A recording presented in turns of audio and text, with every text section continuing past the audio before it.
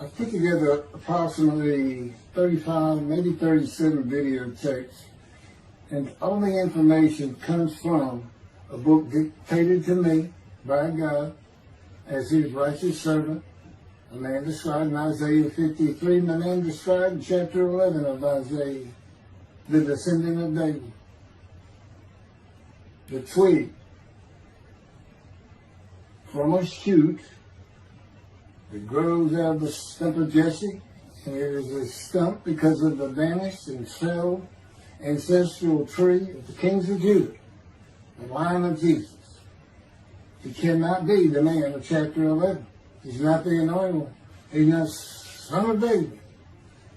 None of that's true. The other book, that book is called Isaiah 53, The Day of the Lord. And there's about 3 chapters in those particular videotapes that come from the second book that we wrote not too long ago. He dictated to me the story of my life. It's to show you how I fit the verses of Isaiah 53 with regard primarily to suffering, familiar with disease. So that would be wounded, and as it turns out, cancer. But the other words that you find in Isaiah 53, punishment, maltreatment, crushing, bruising, chastisement, okay, that is all in God's power. That's all in God's power, all those words. But the books are unpublished, shunned and despised, the kind of afflicted by God, plagued. Nobody understands it. This is so different than the Judaism the Jewish people have been taught. This Messianic era that will never occur. And we know it's not going to occur now once you believe who I am and how you cannot. After the mountain of evidence I have presented that is in those books, just as Moses today would have to say, well, look, I wrote Leviticus. You think I just came up with that? You think I just came up with all this information? That I know how God speaks through an angel and who that angel is? Moses walks by a burning bush that's not consumed. The angel of the Lord's in the bush and God speaks. I'm the one who explained that to you. I shouldn't have to go any further than that. God says the rabbis, the shepherds, they never listen to my prophet. They think they know everything. Well, I'm going to keep showing that they don't. This is primarily for the people who listen to them and not them. I don't expect them to ever respond. Because by responding, they have to say they've been wrong. Or that's just not what we believe. And so they won't change. The bottom line is they make money on it. That's the bottom line. God had me watch a video of Toby Singer just for this one purpose I'm about to tell you. He said, watch him raise his hand. He raises his hand to do his hair or rub his nose or something, and it's this big, fat gold watch. And that's just how you know this is the God of old. He said, look at that. Look at that. I said, well, he does. He died. His skin died, silver died. It might be a silver watch. He said, that's no silver watch. That's just a big, fat gold watch for everyone to see. And he makes his money on Isaiah 53. Guys, at least that's how he really got going. I don't know. I know he has a radio show. But remember, I'm in the fire of refinement. Everything God does with me is to draw emotions, because I'm going to be emotionless once I get to Israel, for the most part. He'll let me feel what he wants me to feel. But nobody can get under my skin. You can't bother me. Even if I seem like I'm mad, it doesn't carry over to my insides. And I don't think about it any more than while I'm, as they would say today, on a rant, getting on somebody. But I bring his reckoning. I laugh. I tell him, you know what I am, don't you, God? He said, I know you're a lot, man. I said, no, I'm the reckoning. And I am the reckoning. That's what I am. He laughed. Holy Spirit, man. I said, yeah. I said, righteous servant, David the shepherd, Elijah, prophet like Moses. I like wrath. What's his name? Wrath. What did he do? He needs to reckon it. But anyway, I'm going to go through these early years of mine before God spoke to me. It's chapters 1 through 6. Chapter 7 is God speaks to an atheist, and I've already videotaped that. Walking with God, and something on visions and visuals. So the first chapter, this is what he told me right down birth and tragedy. I was born in Bryan College Station, Texas on February. This shit's in from the Holy Spirit, yes. I think you asked me before I spoke. Yes. Oh, this is only for the people who come to believe in me. I don't expect anybody who's been viewing these materials, and nobody's really subscribed in a handful to be believed. Again, I can't imagine. I don't know what you people want. I don't know who you think's going to come to do something different. How are you going to know who David is? I mean, according to Judaism, there is no description of him. How are you going to know who he is? All this being presented, and I know Jewish people have seen it, only 60% of the views are coming from the United States. Now, I don't know if that means 40% is coming from Israel. Probably not. You got Canada, that's a big follower on my WordPress site. And really just all the countries of the world at one time or another have looked at some of this information as I wrote my blog, and the blogs became chapters.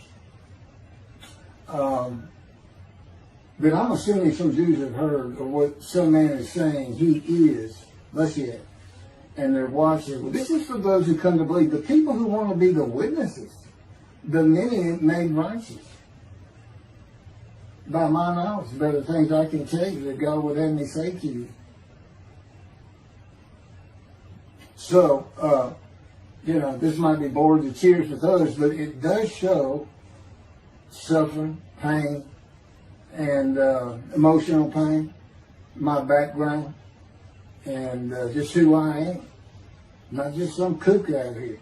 People say, well, he's hearing voices. Listen, as a lawyer, I ain't even do criminal law. I've seen some of these people who hear voices. I promise you. That's a person who should be hearing voices when you just see them and watch them for a couple of minutes. That's not me.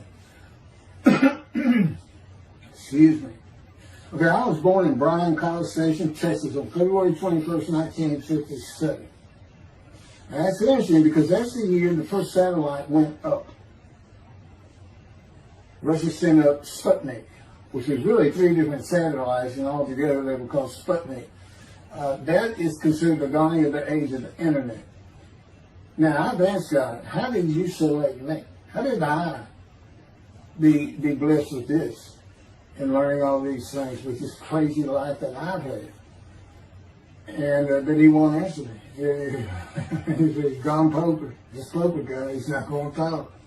It's not going to change the expression or anything. Or me getting an impression that he is. And so I tried to come up with it on my own, and that is where I saw it. I said, because I know how important the internet is to this. It's the only way to get things worldwide in. And all the teachings that have come through it. I didn't know, I'm 63. I'm not like the young people who can just text messages without looking at them. And all that. But he's taught me everything. He taught me how to set up Facebook, Twitter, you name it.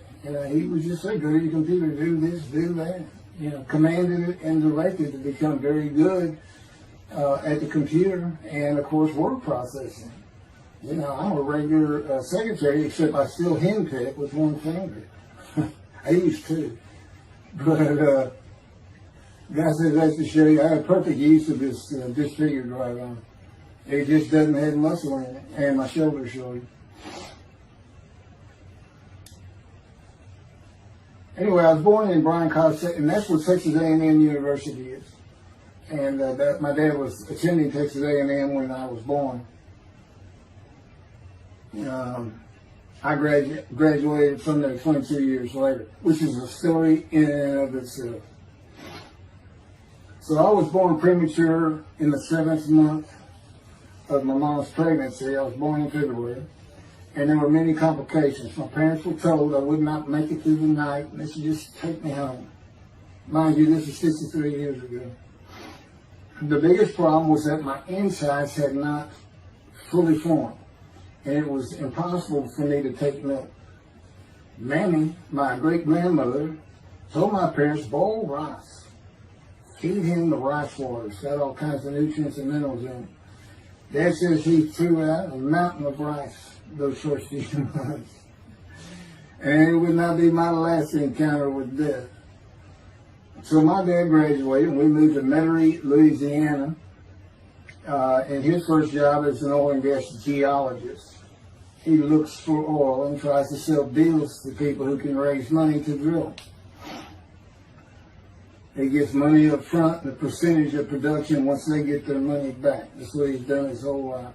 And I became, as a lawyer, I became board certified specialist in oil, gas, and mineral law because I had found it so interesting. As a young boy, I became interested.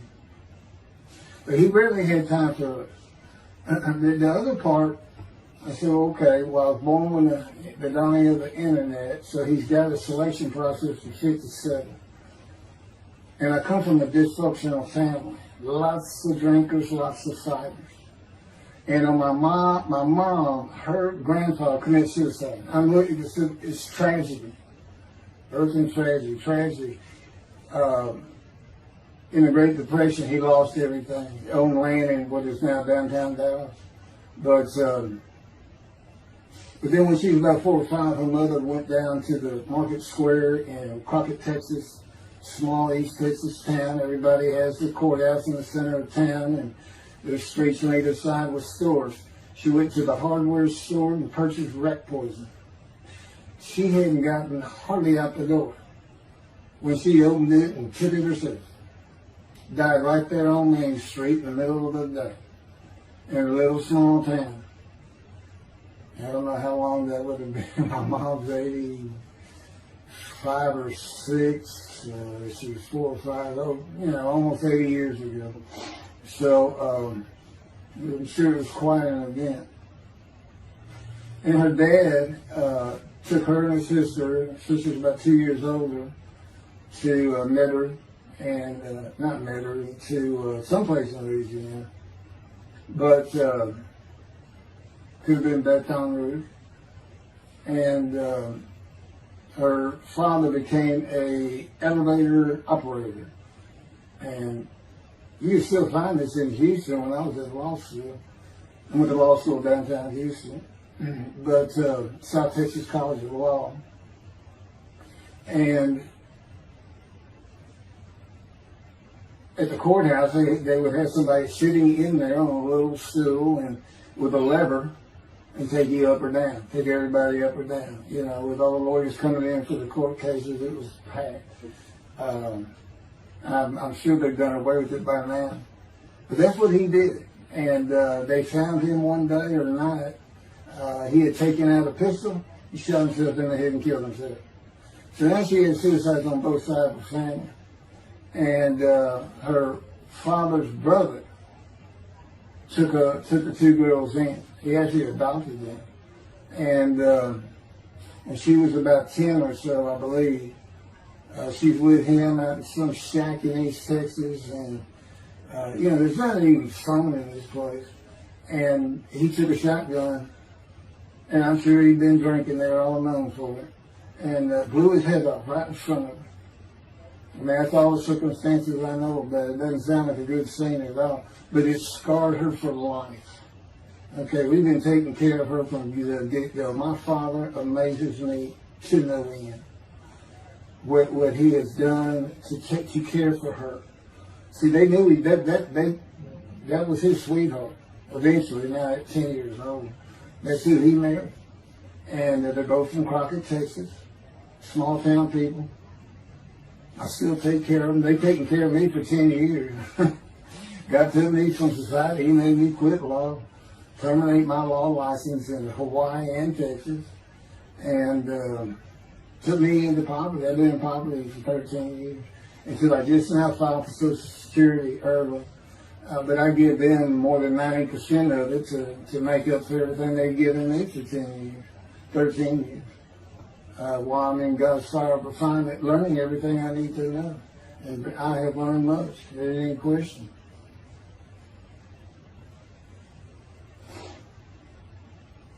So anyway, there's 3 suicides.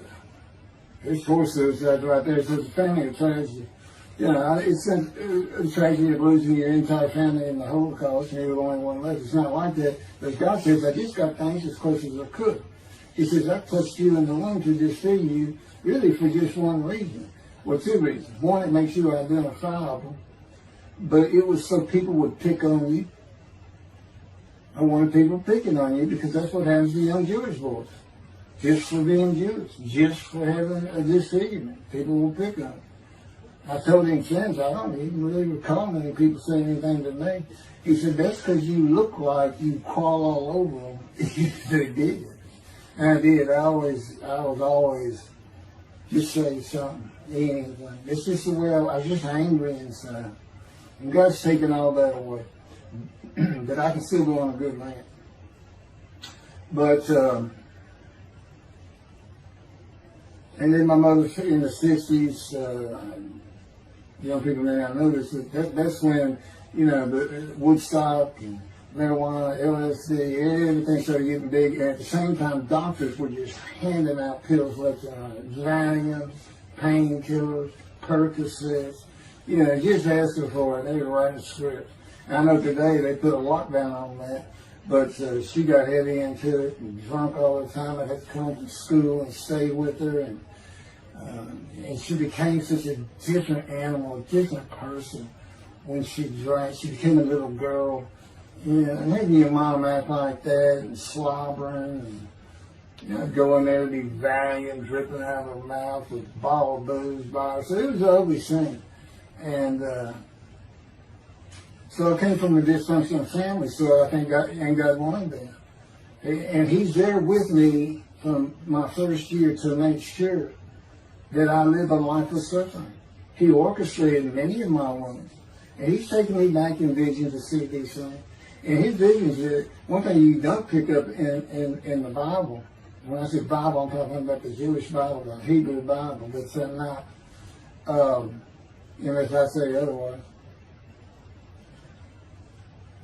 Which is like when God says, my peoples. If He just says my peoples, He's talking about the Jewish people, the chosen. I mean, He may say the peoples of Moab, or just by the context, you notice the son to another group. But that comes up all the time. So to add to that, she tried to kill herself a few times. And when I was 10, my dad was at a Texas A&M game in Dallas. And I know it was 1967, so I was 10 years old. Because I'm very familiar with that particular game. It was against Bear Bryant and Alabama Crimson Tide. And he had coached at Texas A&M. So as you can tell, me and my dad are big Aggie fans and football fans. But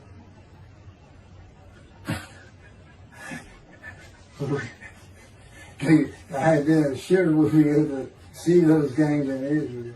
Somehow my paycheck was like, he said, we'll get it.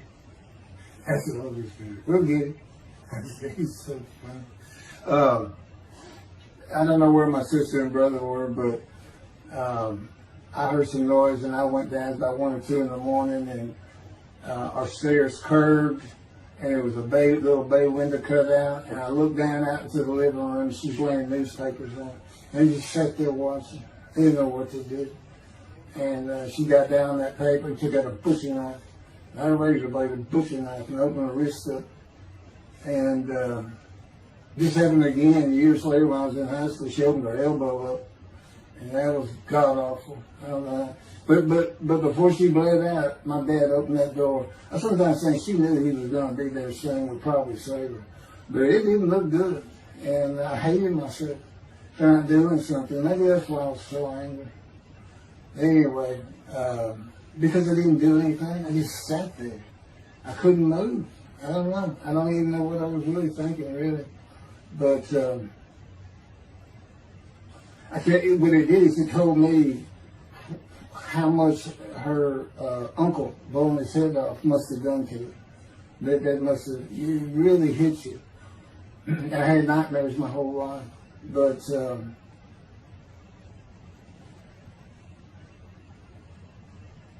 I was 16 when she did the thing with the knife.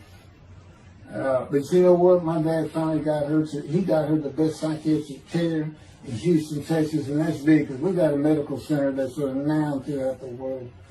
And they put me back together many a time. And she never did that again. And the amazing thing is how different she is in her very advanced old age. I mean, it's like she was never that person of the 60s and the 70s and the 80s. I don't know how my dad survived it. I'd have never stayed. I'd have taken the kids and said, try to find us. But he's not out there. I've never seen two people who love each other so much. It's crazy.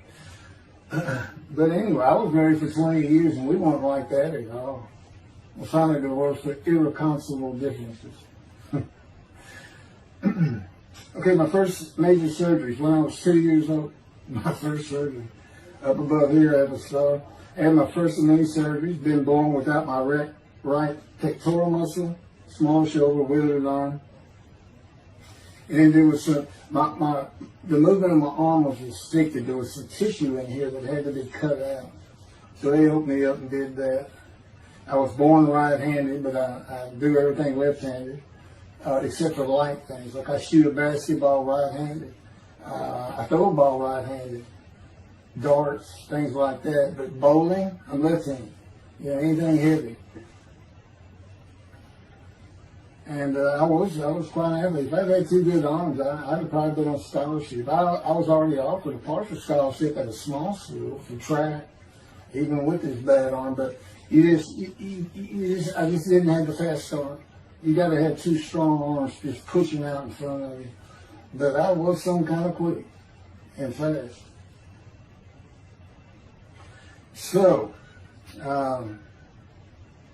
we moved back to Houston to a place called West University, a suburb. And this little story, I don't even like telling it, but God tells me I have to. And he had something to do with it. But I'm not going to go into that part of it. So anyway, I had decided when I was in second grade, I was tired of school, didn't want to go anymore. I don't exactly know why. I just know I said, that's it, and I'm not going. Dad can't get me up and finish school until I'm not going. And it was on. He was going to get me there. It took him about an hour to get me to the car. Fighting and screaming and running around, hiding, getting under the you name it, I was doing it. And anyway, he finally gets me to the school, but he's too tired. He wasn't even going to try to get me out of the car by himself. So he get out, and he goes and gets the principal. Now, my dad's about 6'2", but he's real slim. And but he comes out with his principal, who's taller than he is, and he's a hefty guy. He's burly. Anyway, so they come and they said, get out of the car. I said, I'm not getting out of the car. I'd already locked the doors. And only the two front doors locked, and it was those locks that you pull up and push down. And so my dad used the key, and he opened up, he popped that lock up, and I slammed it back down. I said, I'm not going to school, I told you. He throws the key, they started throwing the keys at one another over the roof. And the principal was trying the same thing, and I'm slamming his door, I'm leaping across the car. Man, I don't know how long I went, but they finally, you know, in 5 minutes maybe, seemed like an eternity. I was terrorized. That's the way I looked at it. Anyway, the principal got it open, and I saw that door open, and I got back on the far other side of it, by the steering wheel with my back against the back door. And I curled up like a ball, had my knees on my chest, and he reached in to get me. And I unleashed on him, kicking him in the face with everything I had. It broke his glasses, and his orbital bone got shattered. So, you know, That wasn't my first principal either. There's another one. So, but anyway, so they carried me in, and it was very embarrassing, just crying. But again, funny thing, nobody, because I stayed with this same group for 9 years, going through West University and the junior high there that you go to. Nobody ever said anything to me about it. And I knew some of those kids that were in that class.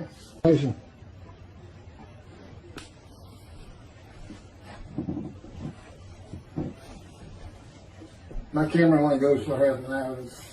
I can see on the screen that they point towards me that when it runs out, I have to turn it off and turn it back on. But anyway, that ended my fight with my first principal.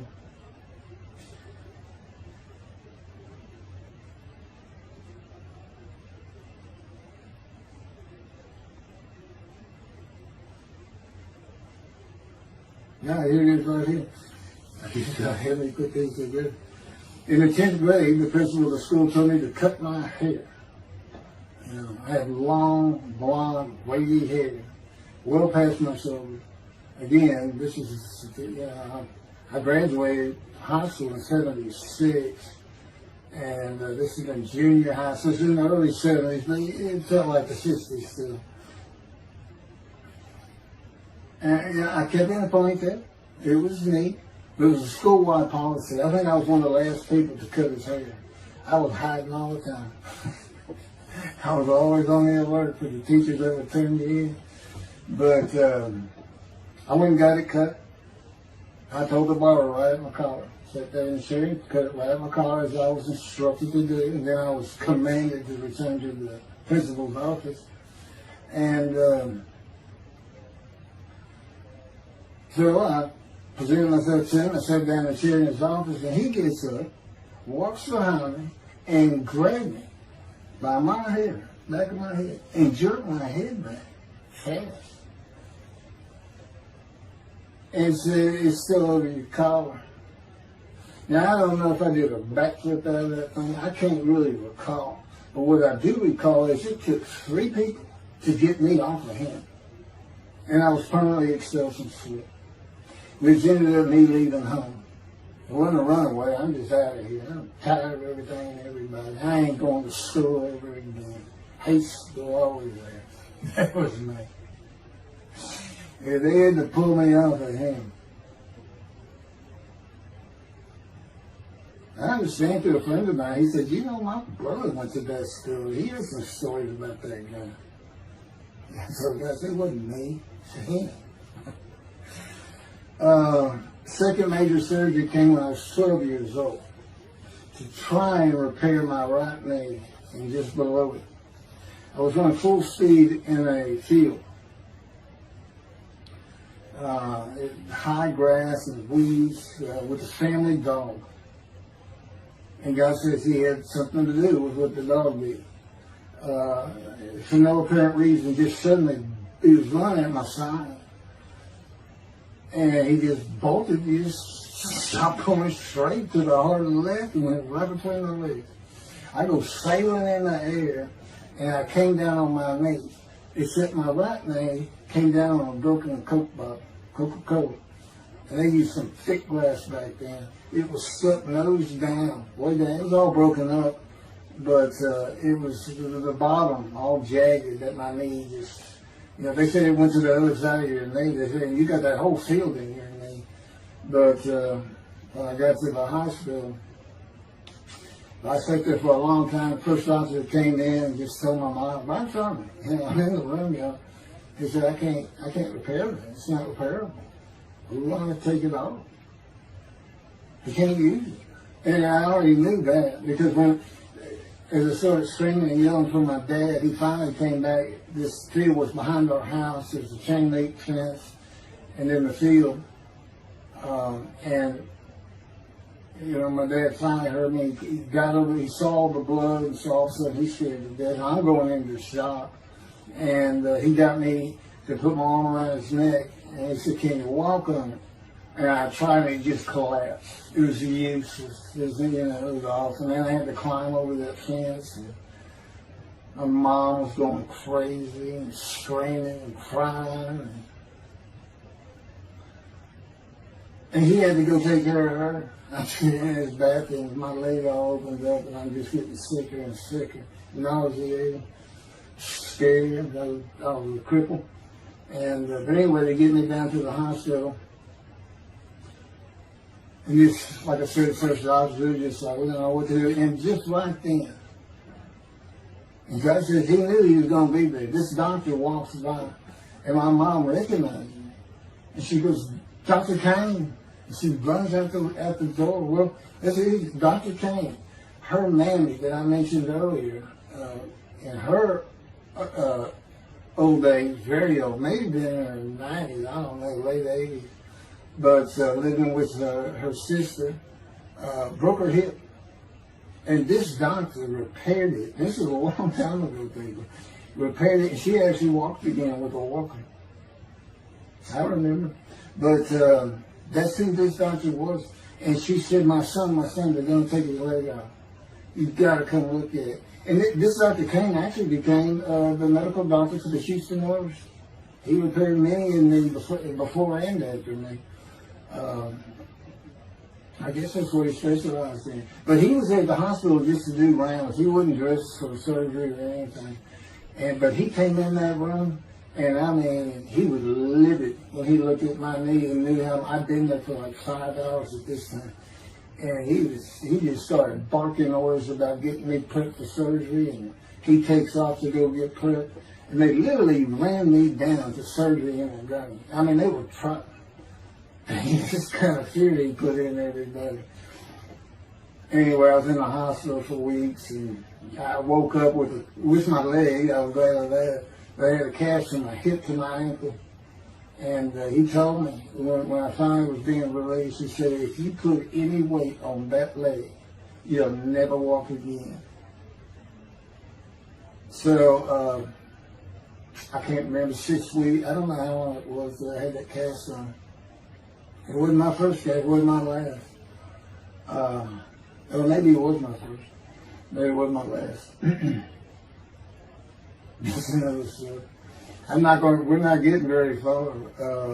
There's 6 chapters, I'm barely getting through the first one. But what I'll do is I'll just do 6, just like I did with Isaiah 53. I did 6 or 7 videos, 7 I thought, but then I joined them all together and put it as one video, the definitive commentary of Isaiah 53, which comes straight from God, by the way. I mean, you can contest what I'm saying all you want, but it makes perfect sense. For the first time, Isaiah 53 is explained. And I have not become the smartest religious Jew in the world who can see that, and what the wounding and the punishment, everything's about, and how it's really, in some ways, a snare for the Gentiles for the day of the Lord, because he knows he can take me and just decimate any argument they want to put forth. You know, in particular, I'm blemished. I'm the Antichrist. In that I am the exact opposite of Jesus Christ. Okay, he's so smart, he was keeping the synagogue at 12. Supposedly he was a perfect, beautiful man. I'm just figured. You know, I'm not bad looking, but I'm not, I'm not Brad Pitt or anything. Anyway, as sinner, I wasn't a habitual sinner. I was a good person. I was good to other people. I was very compassionate. I said there was already a lot of humble in me. I didn't laud myself and the things I could do over others. Like being the fastest guy on top 5 at school and the fastest in the neighborhood. I didn't brag on myself. But as he took me back through my life, and informed me when things were sin, it just seems like I touched on all of it. And if murder in your heart is actually committing that sin, as the Christians say, I don't really go with that, but then there's really not much I've missed. So I'm a sinner. And, Jesus can say, well, I'm a sinner too, I lied. All you got to do is read the scripture in the Gospels, you see where I'm lying. That's easy. And I came from the banished line. I thought I was the man of Isaiah 53. I thought I was going to be exposed to death, but given long life. This is what he would tell you if he was here. He said, but you know what happened? They crucified me. And on the cross, I realized I'm not that man. This isn't exposure to death. This was like a sure thing. Father, Father, Father, why have you forsaken me? That's Jesus Christ saying, I'm not the man of Isaiah 53, and I just figured it out. That's what that is. Ask God sometimes, you sure you didn't have that written? Why on earth would they write that down? They forget about it. Maybe he was just thinking me. That's what it's about, Christians. They got their way. They can explain that being counted a sinner means he got crucified with the sinner beside him being crucified on each side, left and right. So there's three of them, so he's counted a sinner. Okay. You know, it's supposed to be the scripture. Don't be able to find a person to do. You might tell Judaism the same thing. You know, this is to find somebody. It's not the people of Israel. They're all kinds of people. Now, we're looking for a guy so God can have a Moses. Why? We have a new covenant. Why? It's the day of the Lord. Why? Jeremiah says so. That's why. It's so easy. The lamb blooms again. Okay, and he's coming to covenant friendship with the temple. So the lamb blooms again at a time when there's no temple. Jerusalem's going to be rebuilt. It's a metropolitan today. This is no Jerusalem of antiquity. The old city might be too big. And I'll make a new covenant with you. I'm going to forgive all your sins and remember them no more. That will cause Torah to be written on your heart. It's a metaphor. When did he do this before? Oh, that's right. Assyrian Babylon exiles. Isaiah was right before. God said, I forgive your sins, remember them no more. They became a holy city. What did they do? They built the second temple. What are we missing? The third temple. This is so easy. So it is the day of the Lord. There's any question of that. I'm just telling you it started with the Russians. Those little Russians. And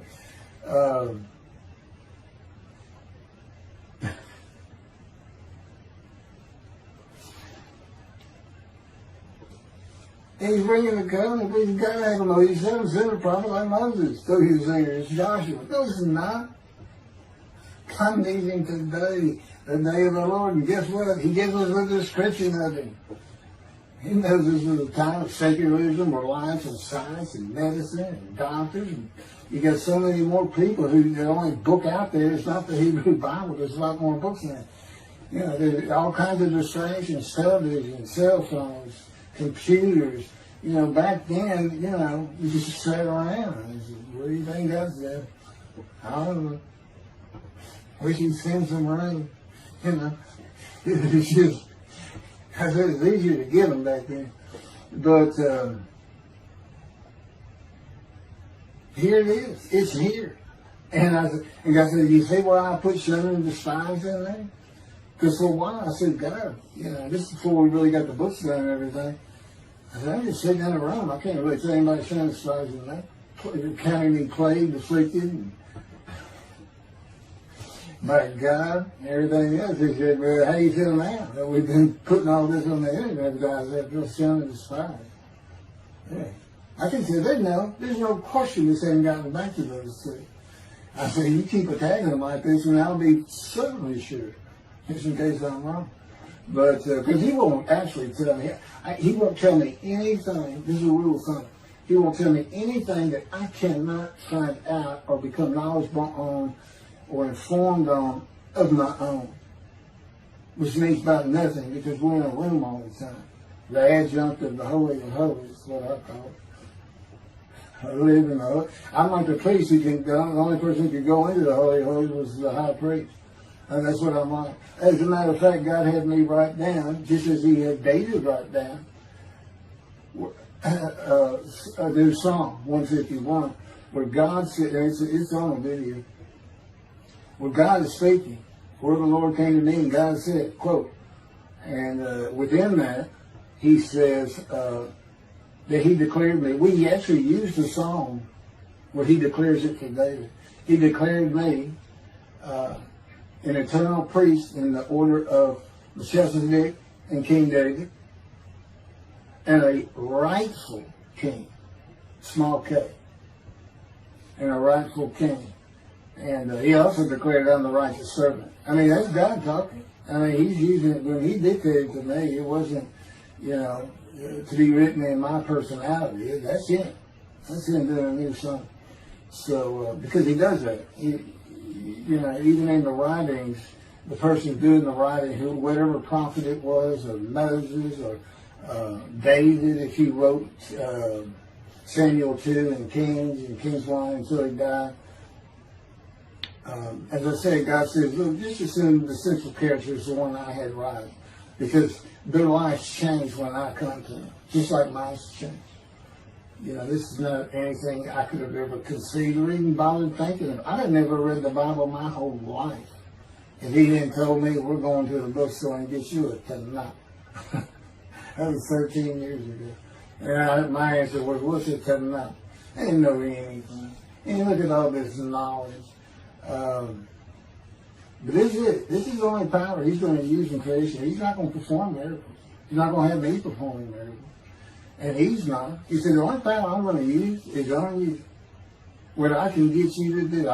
He said, I can take a Gentile Texan and take him to Israel and get my temple built. Okay. He said, because that's what you say to God all the time. Okay. And one night, I hadn't even read Isaiah 53. He didn't come to me and just say, offer yourself for guilt. I crush you with cancer. It was me that did. That's not, I wouldn't have known what he was talking about. We finally get to Isaiah a couple of years later.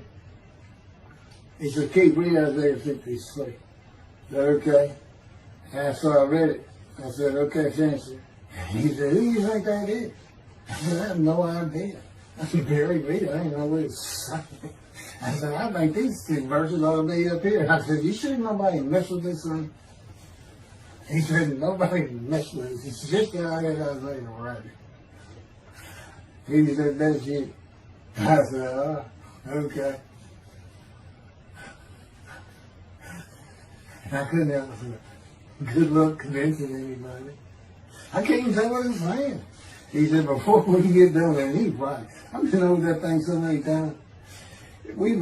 From my original version of Isaiah 53 that he dictated, or told me how to put together, but every sentence, every word is, we've changed it up and added things. I've learned things. Like I didn't know about the chest of devotion. I didn't know why the angel was leaving early in Malachi 3, but I do now. And all that would cause an amendment to my midrash on Isaiah 53. And, the book has me, these are all on videotapes now, me and Rashi. Rashi, the first one to come up with this is Israel. And, I look at his answers and I just shake my head sometimes. You should see his answer in Malachi 3 for the angel of the covenant that you desire. There's only a covenant of friendship in the covenant of Jeremiah. And this is his answer. It's midrash, so he just takes a section of the angel is on the way. And it just says the angel of the covenant. And his commentary is the angel that avenges the revenge of the covenant. I said, what does that mean? What are you talking about? And I said, God's being funny. He said, I don't know. I said, you do know. He said, well, I'm not telling you. So, God likes to feel as though he's laughing. He doesn't actually laugh. He sends me a perception that he does. Or he uses me to laugh. I've mentioned that in a video. Because he can't. He controls my words. I learned that in walking with him. Just one day, I'm talking out loud as we go. I'm discussing man and divine beings as though I had a sermon I was giving or a speech to somebody or a seminar. And I'm rolling, and I can tell he is really making this thing rock. He's taking it from here to here to here. And we're going. And I'm going. And all of a sudden, I use a word or a couple words that I simply don't use. And they're not what my mind was even thinking of. They just came out. And I just stopped. I said, did you do that? I didn't even say, hey, did you just make me say these words? Because I knew he knew. I said, did you do that? He said, I did. He was almost indignant. I did. I said, okay. Anyway, that's where it all started. Now I know. Okay, guess who that is? That's the Holy Spirit. Using me. He doesn't sound like that. But he'll use words like that. City's getting bored. They like to cut. Let me just say this. This is part of God you don't know. It's not all the time. It's sometimes we do tend to get kind of silly in here. But, they do things after a while. I'm like, I feel like a kindergarten teacher, and I got two of those kids that you just shake your head at. She said, this is a handful. These two, nothing but trouble. Always throwing around, looking for a laugh. And the Spirit's always working in heaven. There's God laugh, as it were. Again, he doesn't actually laugh. It's a perception that's his emotion. If God has any emotions left, because worrying about other people's pain is not one of them. He made that clear to me. I don't care about your pain. And just saying it makes you mad. He says, hey, draw in. And he'll do this so many times over and over. He says, this is easy because now it irritates the fire out of it. He just started. I said, how do y'all keep doing this? And one day I told him, I said, I got it. Which means it actually came from them. I got it. You never grew up. You never got sent to your room. You never had to climb that mountain to achieve something. Put yourself out there. Nobody's ever whooped you. He said it. I said, that's what it is. You never grew up. That's what it is. Yeah, I'm dealing with the child guy. That's what I'm dealing with. Having an argument. Then he came down as mean, very serious, and mature guy. And I didn't bring that argument up anymore. But that's how it gets to me sometimes. It's an incredible life. For me, I'm not going to get to them. I get to them at the end. I'm getting close to when I got shot. I thought that was a new chapter. Oh, it's not. Well, I'm going to put it, this is getting long. Anything over half an hour, we try to stop. Now, my Isaiah 53, 5 hours. But, you have to watch it all at one time, of course. He doesn't hardly let me watch it. Yeah, I don't even watch them before they get posted. He said, no, you watch it later. Because it comes on the TV that he got me. I didn't know at the time it was going to be, that he was serious about doing videos, and I certainly didn't know about making it a backdrop. He decides everything. He tells me when to eat, when to get up. I don't sleep hardly at all, 2 or 3 hours a night, and sometimes less, and take a half hour nap sometimes. But I found out I feel fresh. I don't need that much sleep. He said, you're not really doing anything. Why do you need a lot of sleep? And see, that used to make me mad. Now I just laugh at it. Thank you very much for listening. I'll pick this back up on another video, and eventually I'll put these first 6 chapters, just like I did Isaiah 53, because it's a book that he dictated to me. I can't get it published. I'm going to put it on YouTube. That's why I'm reading it. And as I said, if you don't want to listen to it, don't listen to it. But the information that's in these books and in those videos is, that's my proof. And quite frankly, God said, if that's not enough for them, well, that's just too bad. Utter destruction is what they end up getting. They better learn how to listen to proper. See, it's no different than the people back then. They'll say, well, why didn't they listen to Isaiah? Or why didn't they listen to Ezekiel? Why didn't they? They laughed at Ezekiel. That's what Rashi says in his commentary. I didn't know it was laughing at him, but just ignored him. Everybody thinks they know it. But in any event, I do know there's one chapter we haven't put in there, and that is recognizing a prophet in a time. It says Moses vouched for Joshua, so he didn't have to be tested.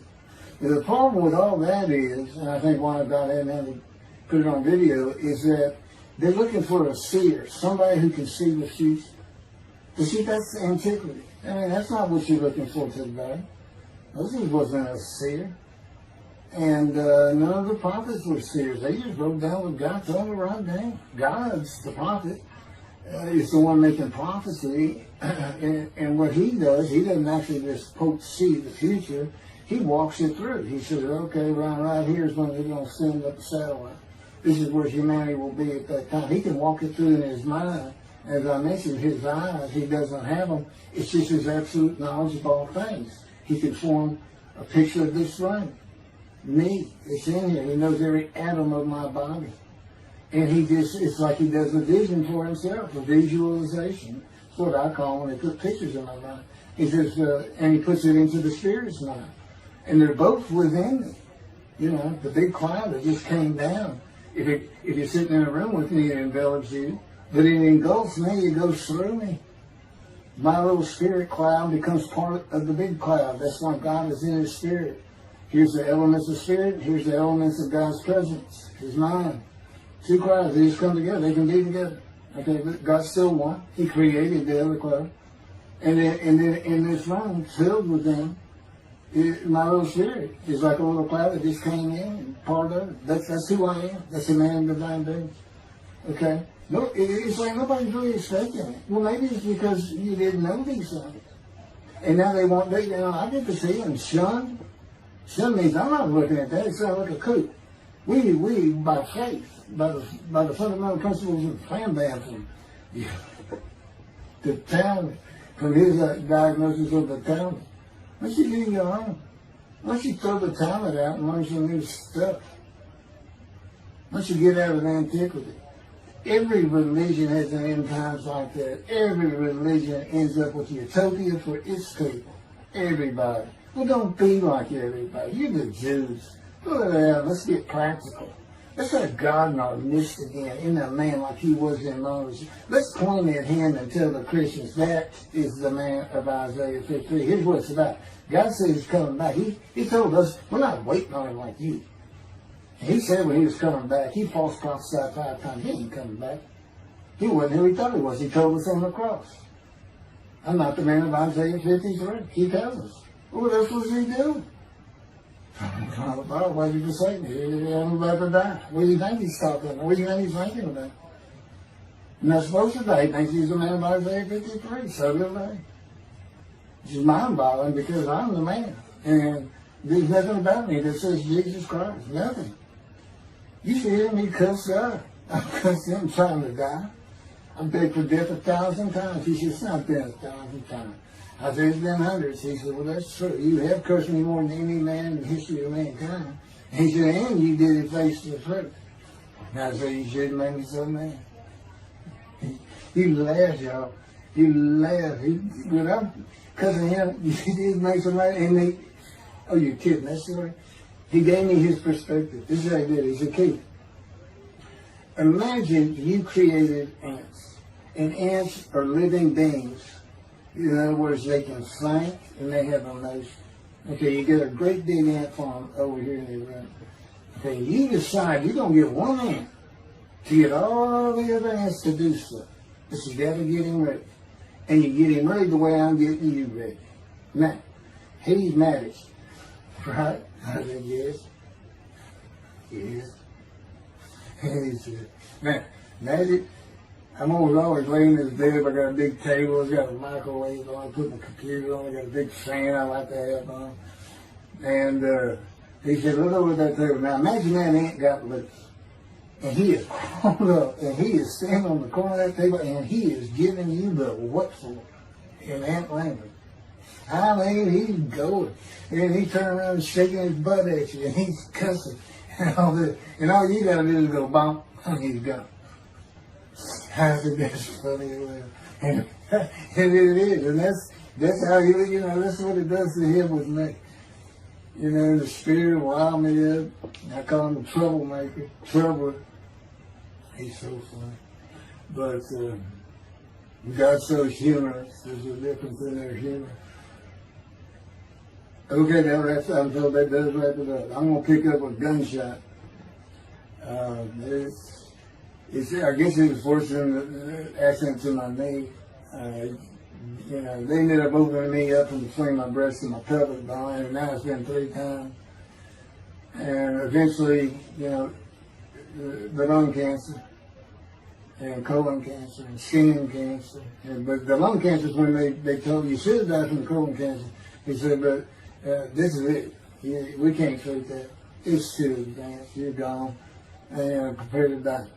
That was 20 years ago when the planes hit New York. It was the planes hitting New York that got me up off the ground one last time to see one more doctor. The life of God's righteous servant of Isaiah 53, chapter 3, gunshot. Shortly after I recovered from my knee injury, I moved to Fort Lauderdale, Florida. I was not happy about it at all. It turned out to be a lot of fun. I made some great friends to celebrate my 13th birthday. My only injury in Florida was having my front teeth shattered and knocked out, requiring caps, which was more of an ordeal than I would have imagined. We returned to West University in Houston after 2 years. My mom was not doing well at all, and it was getting close to her second suicide attempt. I was back with my old friends and did not have much supervision from home, and I failed ninth grade. I made my own decisions, and I rarely listened to others. After being set back a year at junior high school, I made a few new friends, which led to my next serious injury. My best friend was a Spanish Italian whose father was from Sicily. And he kept a machine gun in a violin case in his office at the restaurant he owned, where his son and I were waiters. It was called the Godfather.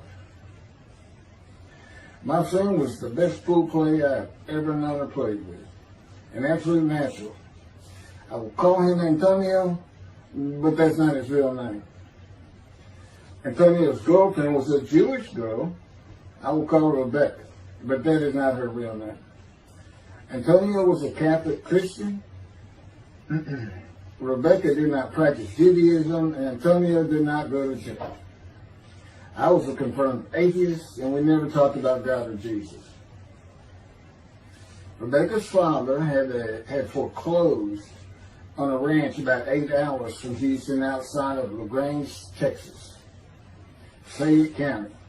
LaGrange was famous for the Chicken Ranch, which was an illegal brothel that operated from 1905 until 1973. The business served as the basis for the 1973 ZZ Top song, LaGrange, and the Broadway musical, The Best Little Whorehouse in Texas, as well as its 1982 film adaptation. T.J. Florney was known as the meanest sheriff in Texas. In the coming weeks, I would be interrogated by him outside of Shock Room 3 at Dental Hospital in Houston. This is an excerpt about him from an internet article. It was the most one-sided Texas battle since the Alamo, as 100 citizens watched disbelievingly in the dusty little town of LaGrange, their beefy sheriff, T.J. Florney, reached into a black 1975 Continental Mark IV and began to shake by his $300 suit Marvin Zindler, the star consumer crusader of Houston, Texas. That's from People, June 17. Next, the sheriff tore off Zindler's blue-white toupee, waved it in the air, and then finally ground the rug under his cowboy boots. Behind Florney's fury was the fact that on Zindler's last assignment in LaGrange 18 months before, he had filmed an expose, which resulted in the closing of a critical part of the local economy, the Chicken Ranch, a legendary body house. Antonio, Rebecca, and I first went up to the ranch in the summer of 1975. It was a small ranch house and small lakes with horses roaming around loosened pastures. We decided it'd be fun to try and catch one of those horses and go riding. The next time they went to the ranch house was in Rebecca's father's Mercedes-Benz. Two-door convertible Mercedes-Benz. I sat on the hood of that Benz with a lariat while she tore through fields trying to run down a horse for me to rope. The horses could turn too fast, and we never got close enough for me to rope one. What we could and did do on the next trip was bring guns. A 30-30 rifle, shotgun, and two 22 caliber pistols with holsters. As a backdrop, Antonio and Rebecca had broken up as boyfriend and girlfriend, and her attention had turned to me. I did not believe that caused any friction between Antonio and me, but it should have. It did not seem to be a source of animosity of Antonio towards me in any event. On October 5, 1975, we were all back at the ranch having a great time. Tony and I were shooting at cans with our pistols and practicing a quick draw from the holsters. We were standing shoulder to shoulder, about 3 feet apart, and he was a little forward of me. Rebecca came up behind us, between us, and said she wanted to shoot. Antonio passed his gun to her, and it fired when it was going by me. The bullet went on a straight line through my bladder, intestines, and colon from the front right and lodged in the back of my left buttock in my backside. I could see the trajectory in my mind. I fell to the ground, and Antonio fell on top of me, rolling me over and over. I think he was looking for an exit of the bullet. I told him to get me to a car and get to a hospital. Felt like Babe Ruth had swung a bat up between my legs. I never once thought of God. On a big ranch, there are several gates for different sections of land and different purposes, usually with chains and a lock. When we got to the first one, I told Antonio, drive through it. I told him to ram it. I knew I was dying, and all I could think of was, you have got to hurry. I didn't panic, but I had never been so afraid and had never felt fear like that again to this day. Sometimes I think I have forgiven Antonio for accidentally shooting me, but I had not and cannot forgive him for stopping at those gates. I'm still mad about it. I was seriously angry at him. We got to the LaGrange Hospital before noon on a Sunday. They had to call the doctor to come in. I asked the nurse for something for pain, and she told me my vital signs were too low. That if she gave me a shot of morphine, I'd drop dead right there. It would kill me. No pain medication. The doctor came and looked at me and said there was nothing they could do there. He told me they were getting an ambulance to take me to Houston, Ben Taub Hospital, where they operated on gunshot victims all weekend long and do to this day. It's a trauma hospital. Many young doctors from Baylor University, all around the state.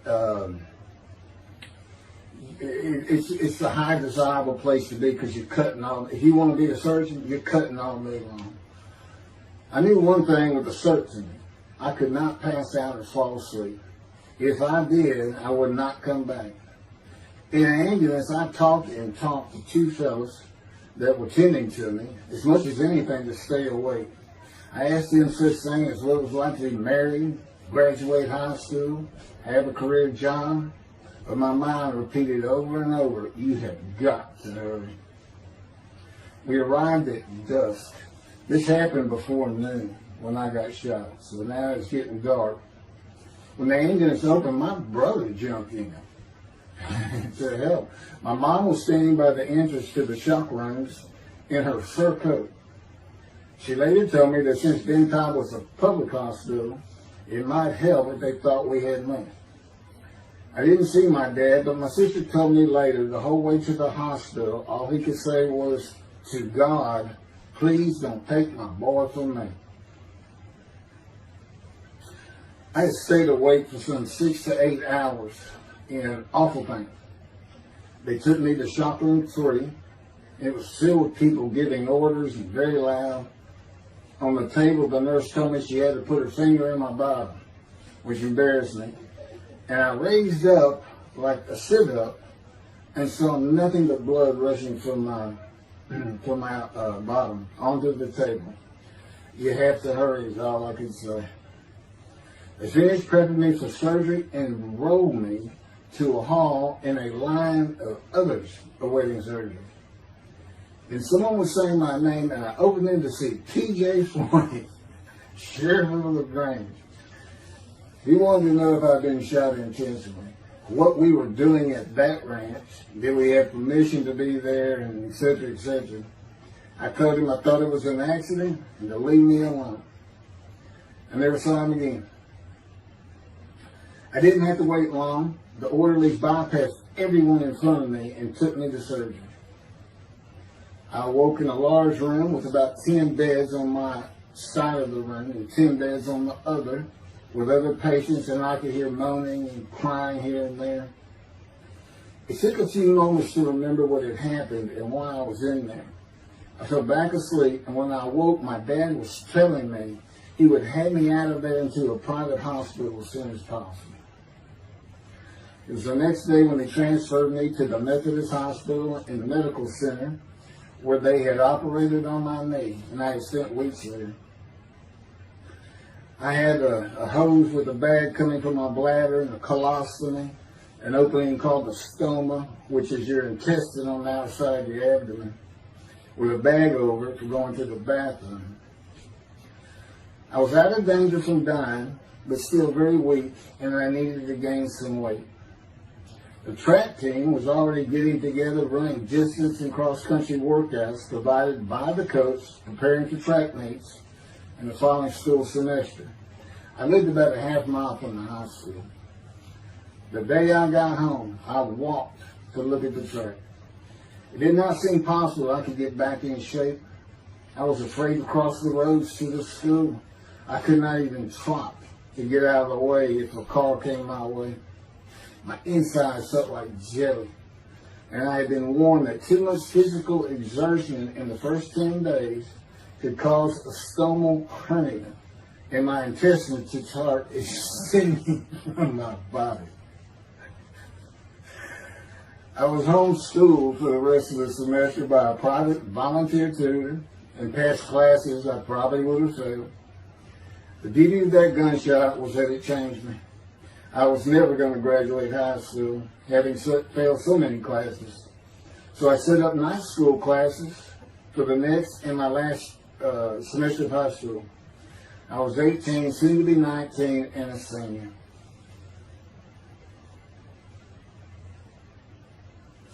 Chapter 4, College and Law School.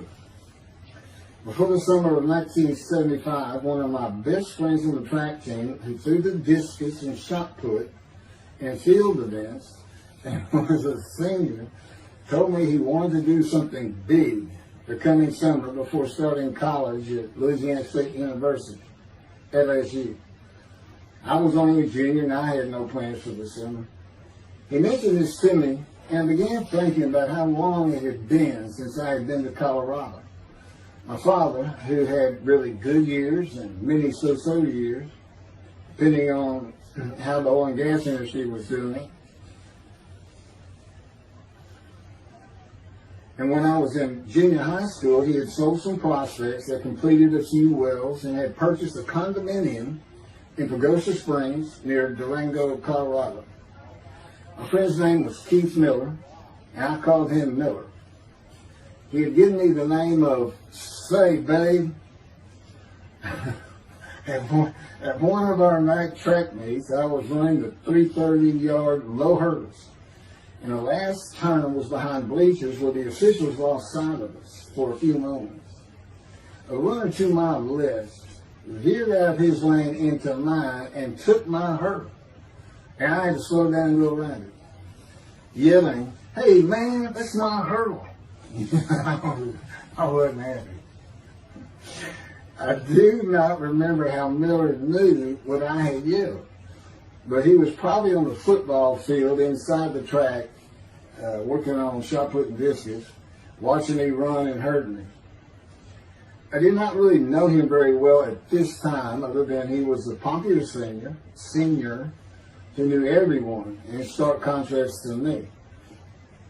On the following Monday, I was walking down the halls between classes, and coming in the other direction was Miller, though I did not see him. Then as he was passing me, in a loud voice, loud enough for everyone in the entire hall to hear, I hear, "Say, babe, that's my hurt." Hence, say, babe. That began a really good and fun friendship, and I got to know the class I should have been in if I had not failed ninth grade. And because I was Miller's friend, I was immediately accepted by anyone he introduced me to. I found out about 40 years later on Facebook. I looked him up and we friended that he's Jewish, and particularly because of his brother. He's got an older brother, and they look just alike. Live up in Oregon. But I did not know that. It's not something we ever talked about. Just didn't think about it. I'm sure he wasn't observant at the time. I told Miller about my dad's condo and suggested we plan a trip up there, backpacking the Womanichi wilderness of the San Juan National Forest. I had hiked there while in junior high school with a friend and his little brother. I had a driver's license in my second year in the ninth grade. The prominent 13,000-foot peak is 10.7 miles from the town of Silverton, which began as a silver mining camp in 1873, and that is where I plan to take Miller.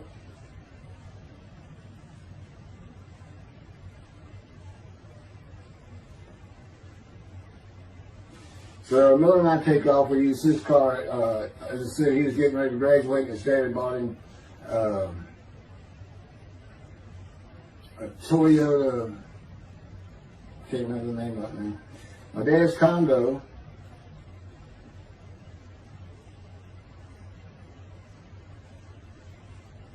It's about 60 miles from Durango, where a train depot is located that runs a train through the Womanichi Wilderness to Silverton. The train is an authentic, narrow gauge, steam-powered, coal-fired, scenic railroad train ranked one of the top 10 scenic railroads in the world. It's something else. It stops twice in the same places to let off and pick up hikers and backpackers in the Animas Canyon of the Womanichi. At top speed of 18 miles per hour, it takes the train 3.5 hours to travel the 45 miles from Durango to Silverton. Oh, here it is. Miller had a new Toyota Celica.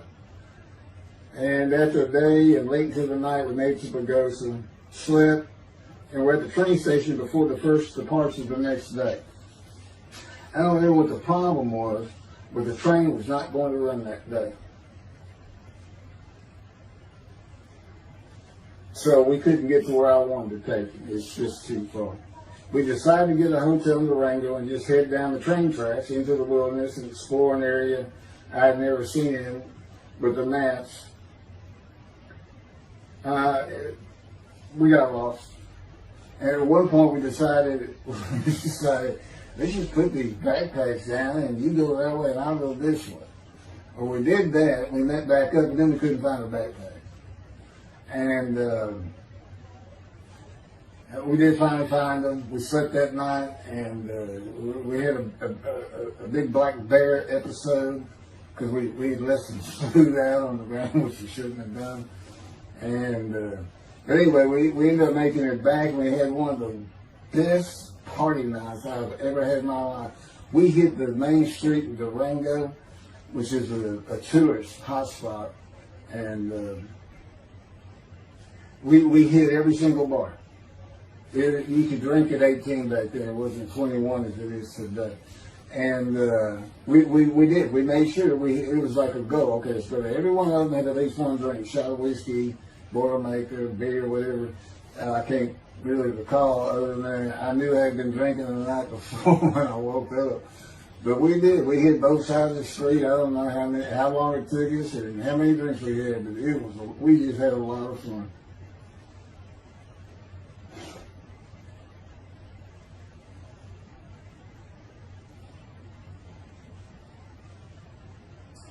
Okay, I'll be coming to chapter, I guess it's 4.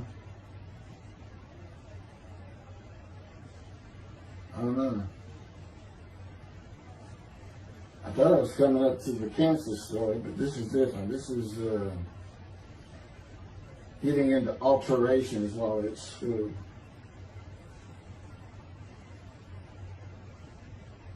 So anyway, I was shot on October 5, 1975, and by early December, so it was October 5, and then in early December, I had surgery again to put my intestines back together, which was, it was dicey. They kept telling me, we don't know if we can reattach. There's people like Bob Hope lived his whole life with one of these stonal deals, and it's just a horrible thing. It was successful. They put it back together, and they removed my bladder tube.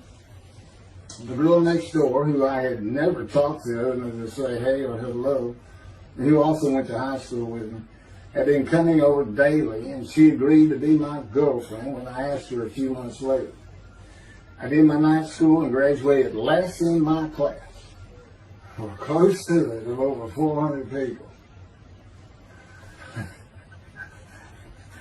In late December, I began running with the track team. Now, I had surgery early December. I already got out there with them, which was difficult.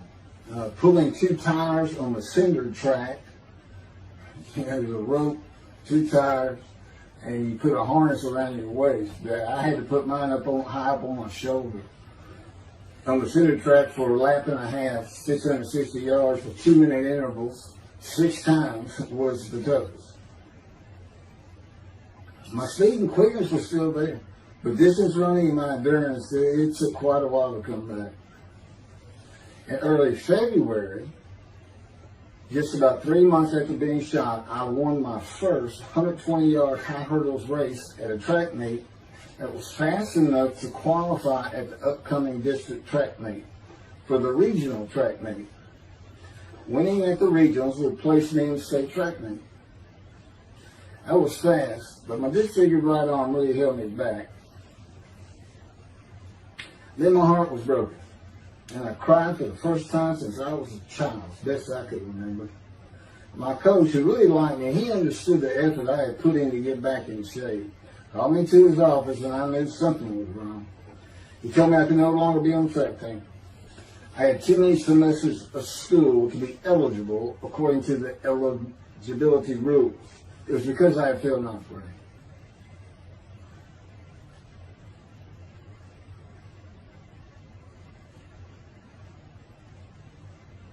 And of course, I had no one to blame but myself. Skipping school all the time, just not trying or caring about learning was why I failed. I was not lacking in intelligence and common sense as many people thought of me. I could and often did read a complete science fiction paperback book during the school day. One day. I'd get them from my brother. I just sat in the back of each class and read my book, and the teachers always left me alone. I also was suspended from school a couple of times for fighting. First fight was in the gym and the bleachers, with the principal on the floor telling us the do's and don'ts for the second semester of the 10th grade. This is 2 years before I was shot. I found out he already knew me by name, and I had never talked to him. The second fight was with the same guy, but this time we took it across the street from the school. He had about 10 of his friends, and I, being pretty much a loner, I had none. They were African American, bused into school from neighborhoods far away. And I just didn't understand them, or know why they even talked to me with words I did not get, like word, or say, man, can I hold $1?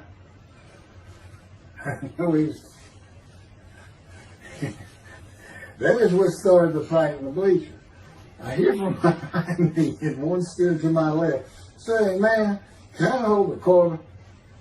I turned around and just looked at him. And finally said, "I did not have a quarter." Over with the principal, I undid my ponytail. My he's sitting right behind me, and I'm well aware of that. And I brushed my long blonde hair and then reached into my pocket for some chapstick for my lips. When I pulled my hand out with the chapstick, turned out I did have a quarter. And from behind me, I hear, "Saying, man, you said you don't have no quarter." To which I replied, turning around, "I don't have a quarter for you." The next part is kind of hazy. But I do know I grabbed him by the front of his shirt and threw him down the bleachers onto the students sitting below me. That is when the principal yelled my name and told me to go to his office. The next day, the guy and his friends were waiting on me when I got to school, and we fought across the street. The principal had told me not to get into any more fights, and this is the fight I got suspended for. I remember being in, after my suspension, being in the men's room smoking a cigarette in a stall, and a group of African Americans came in, and they were talking about the fight. What I remember was hearing, "That white boy went Muhammad Ali on him." My favorite fighter. I even saw the Ali-Foreman fight in Kinshasa there, live in Amsterdam in 1974. And some of my best friends in high school were African Americans, mostly on the track team where we could get to know one another. I still had run-ins with the general population of the African Americans, who everyone just called blacks back then. I never used the N-word and thought they would help themselves a lot if they stopped using it. Mostly I think they were angry at being bused in from neighborhoods far away. In fairness to them, white kids did not seem to like me much either. So, I looked young even for my young age, and with my long hair, about 6 to 8 inches past my collar, I looked kind of girlish, and many people said that to me. One day a friend of mine told me what it was to him. You never smile and seem to be very angry, like if someone looks at you crossways, you're going to come after them, daring them to say something, like you want to fight. My next suspension for fighting began in middle shop, and it was all my fault. There's not a big deal with that.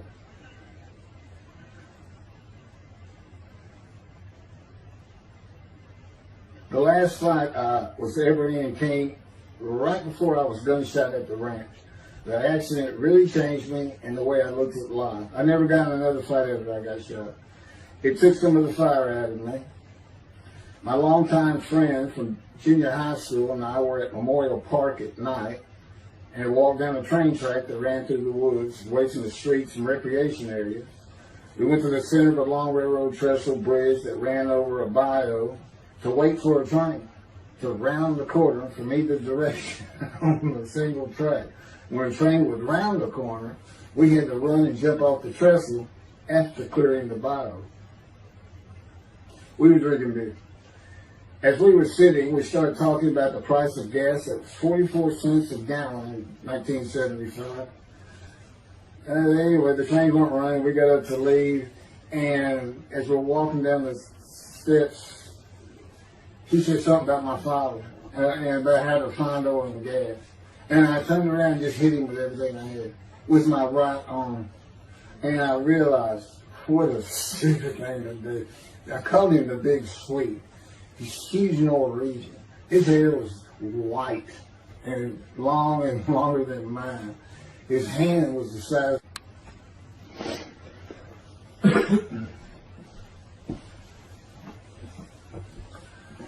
And I had nowhere to run. That was a really dumb part of that. I mean, I couldn't move. I couldn't use my quickness. I couldn't box as I had with the fellow across the street.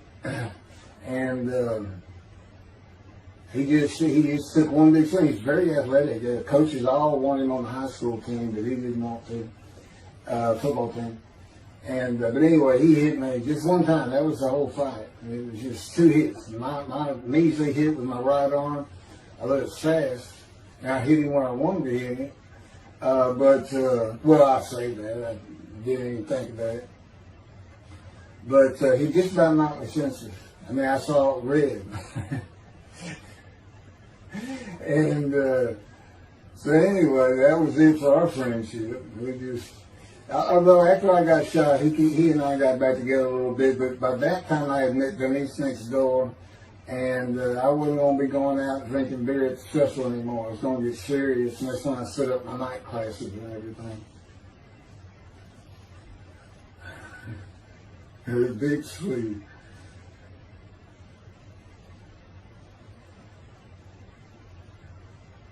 After the gunshot, I stopped seeing old friends, including Antonio and the Big Swede, and spent all my time with Denise from next door.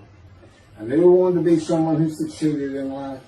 My dad always told me when he was angry with me that with my smart mouth, I was never going to be anything but a ditch digger or a lawyer.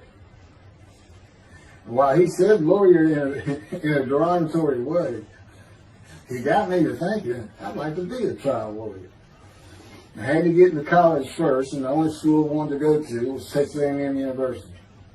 Anyone who had ever known me would tell you that I was not even close enough to being smart enough to go to any college, much less Texas A&M. I would tell you I had never applied myself to the task of learning. Texas A&M denied my application. I called them and pleaded and argued, and finally admissions said that if I came to the summer semester of 4 classes and maintained a B average with no fails, they'd let me in. I did it, barely. I almost failed calculus and got a B. Just a quick thing on Texas A&M, because it relates to World War II. Which always makes me think of the Holocaust, and how many Aggies were involved in that. Texas A&M enrollment began on October 2nd, 1876, and admission was limited to white males, and all students were required to participate in the Corps of Cadets and receive military training. Many Aggies served in the military during World War II, with the college producing 20,229 combat troops. Of those, 14,123 Aggies served as officers, more than any other school, and more than the combined total of the United States Naval Academy and the United States Military Academy. During the war, 29 A&M graduates reached the rank of general. Texas A&M is more than a great university. It's the home of the Aggie family with a long history of spirit and tradition. And I'm going to pass through all that. You can read, I got all this from Wikipedia.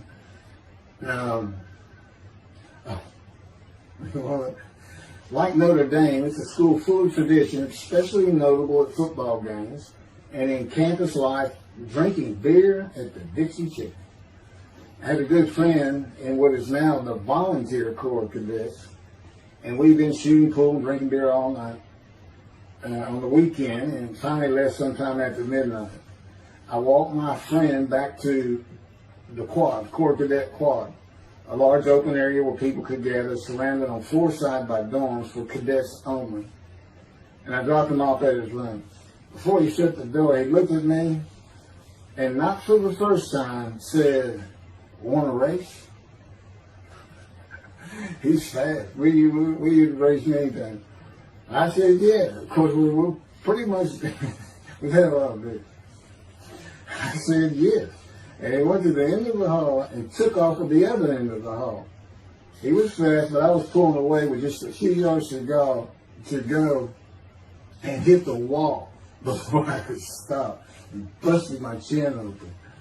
Blood's pouring out everywhere, people opening doors. Look, that's what the little guy did to the taller guy. I also sprained my ankle. These are my injuries at Texas A&M. I also sprained an ankle so severely playing basketball with football players that I was in a cast for 6 weeks. Those were my only injuries in the 3 years of A&M. It was the gunshot that changed me and everything in my life. I married Denise when I graduated from A&M in '79, just 3 years after graduating high school. I went through in 3 straight years. Because I had those hours from the first summer, I just went ahead and went the next summer too. And I got out, and the average for most A&M students is 5 years. But I went through in 3. And of course that meant I never dropped a class, which also meant I had a low GPA, grade point average. And I didn't realize how important that was for admission to law school. I was denied admissions from every school across the nation I thought I could get into. I do not know how my dad knew about South Texas College of Law in downtown Houston, but he made some inquiries and found out the dean was a graduate of Texas A&M. And we're known for helping each other. We set up an appointment with the dean. I told him of my rather intense home life and wayward ways, and that the A&M had given me a chance to prove myself as a capable student. You know, he hemmed and hawed, looked around the ceiling, and gave me the same opportunity A&M had. 4 summer classes, D average, no fails. I did it.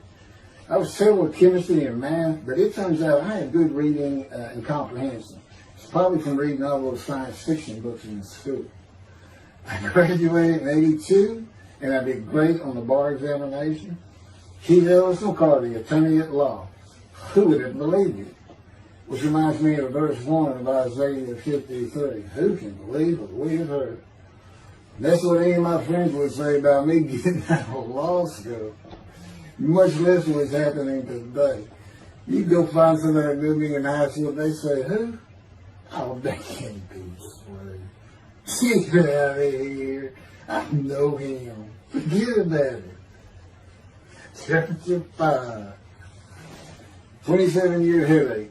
I'm going to pick up with that on another video. And then that'll be it. I have some general comments.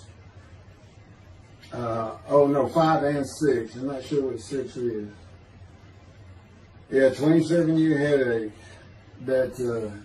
I'll go ahead and mention God in one of these actions. And I won't say anything about the dog who took a hard left between my legs. Just about severed my knee, my leg. I won't mention that. Or hitting the big Swede on the track. And then for me, my arm just took off. I wouldn't have hit him with my right arm. There are things he has shown me. And getting gut shot. Yeah, I think I would have figured out, you probably shouldn't be hanging out at this store anymore if you're going to be talking to his ex-girlfriend for a minute. Little things like that, he controls my perception. Little things like that in my life to make sure I am the man of Isaiah 53. If anybody thinks I'm going to back off saying that, they're wrong. I have been through too much. My whole life is dedicated to this time, the day of the Lord. As a matter of fact, what about my day? I said, what about my day? Well, he said, well, first of all, God's speaking with you and living with you. Most people say that's pretty good. I said, yeah. But anyway, here's something he's promised me that he lets me check out all the time. And I'm going to put on the screen.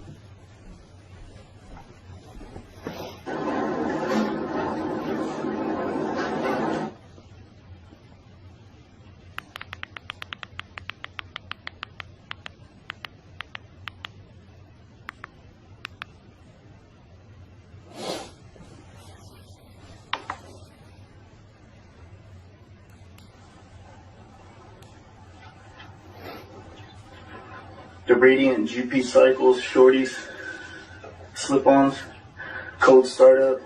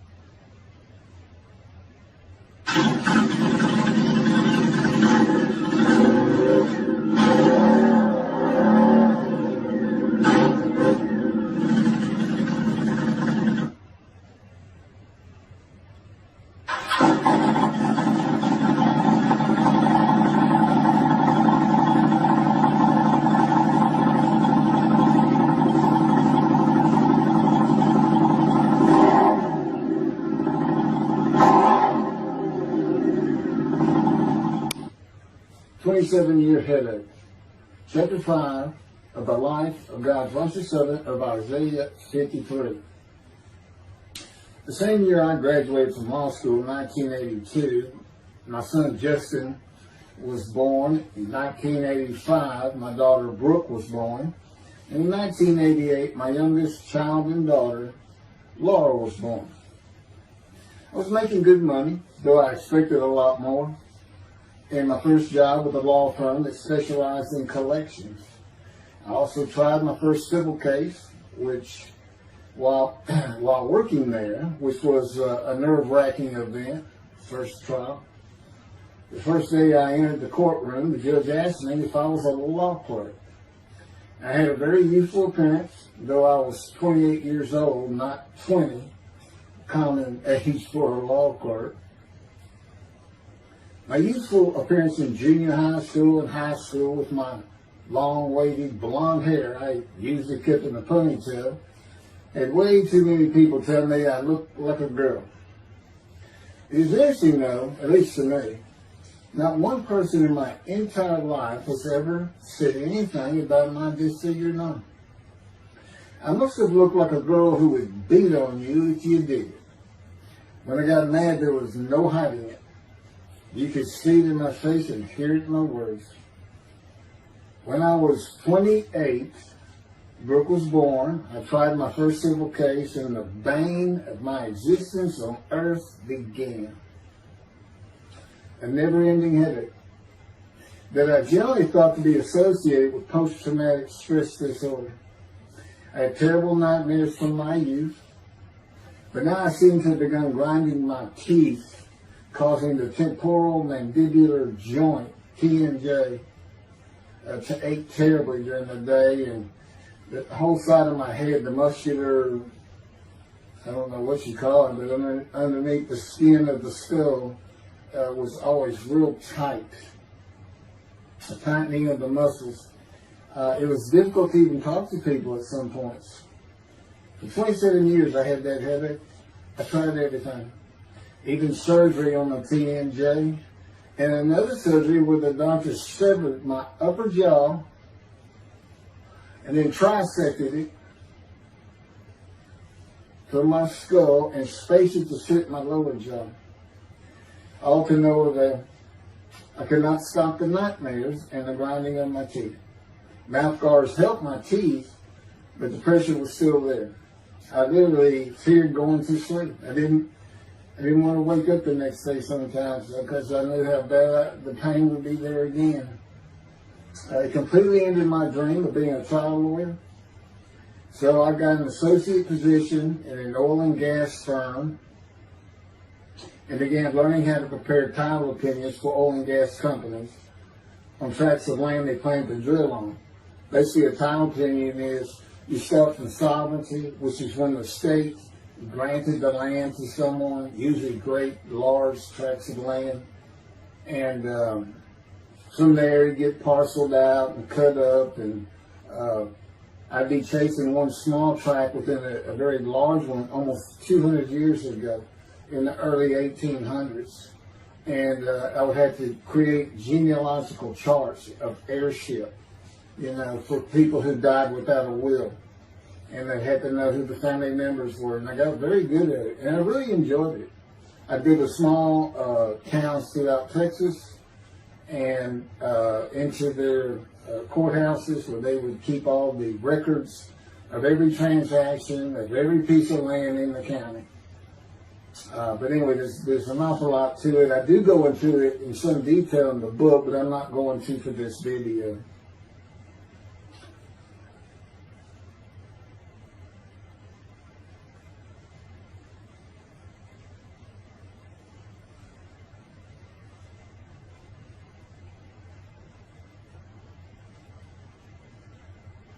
Eventually, I had my own firm. It's just me. At my own office, and I was doing very well, though billing hours for title work is generally lower than other areas of the law, by the hour.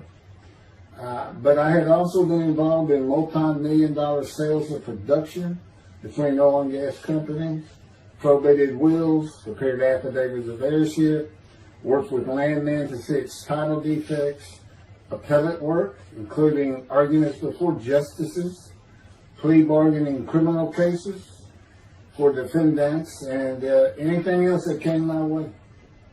Then it all stopped, and once again I was fighting for my life in 2001.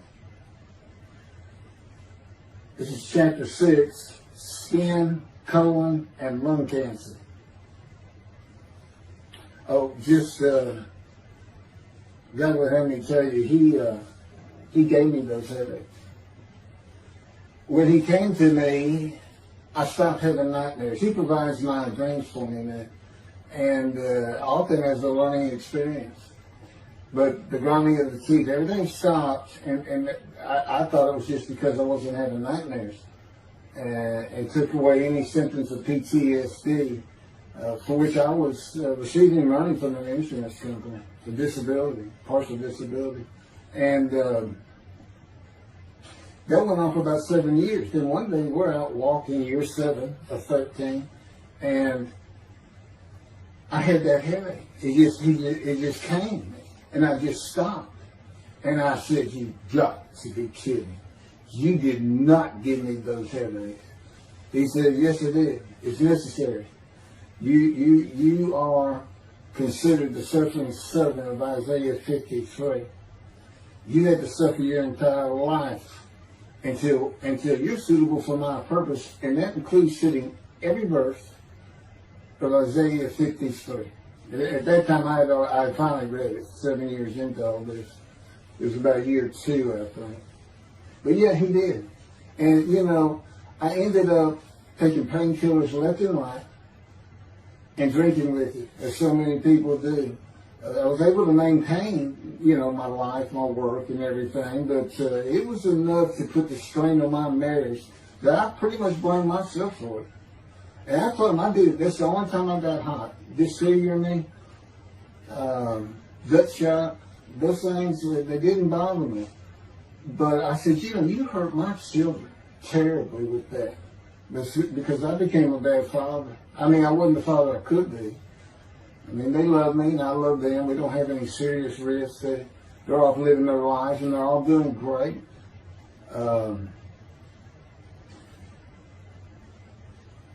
But they consider themselves anything, they're Christians. And although I don't think any of them are overtly religious, or that they're in church every Sunday or anything like that, but you know, when I started going to the conservative synagogue here in town, and I told them I was converting to be Jewish, they're pretty much just that. Just saying I would be a Jew, I guess. I'm not sure that I didn't believe in Jesus. Was probably more of it, God says. But really haven't talked to them much at all in 7 or 8 years. So, but anyway, so God gave me the headache just to make sure.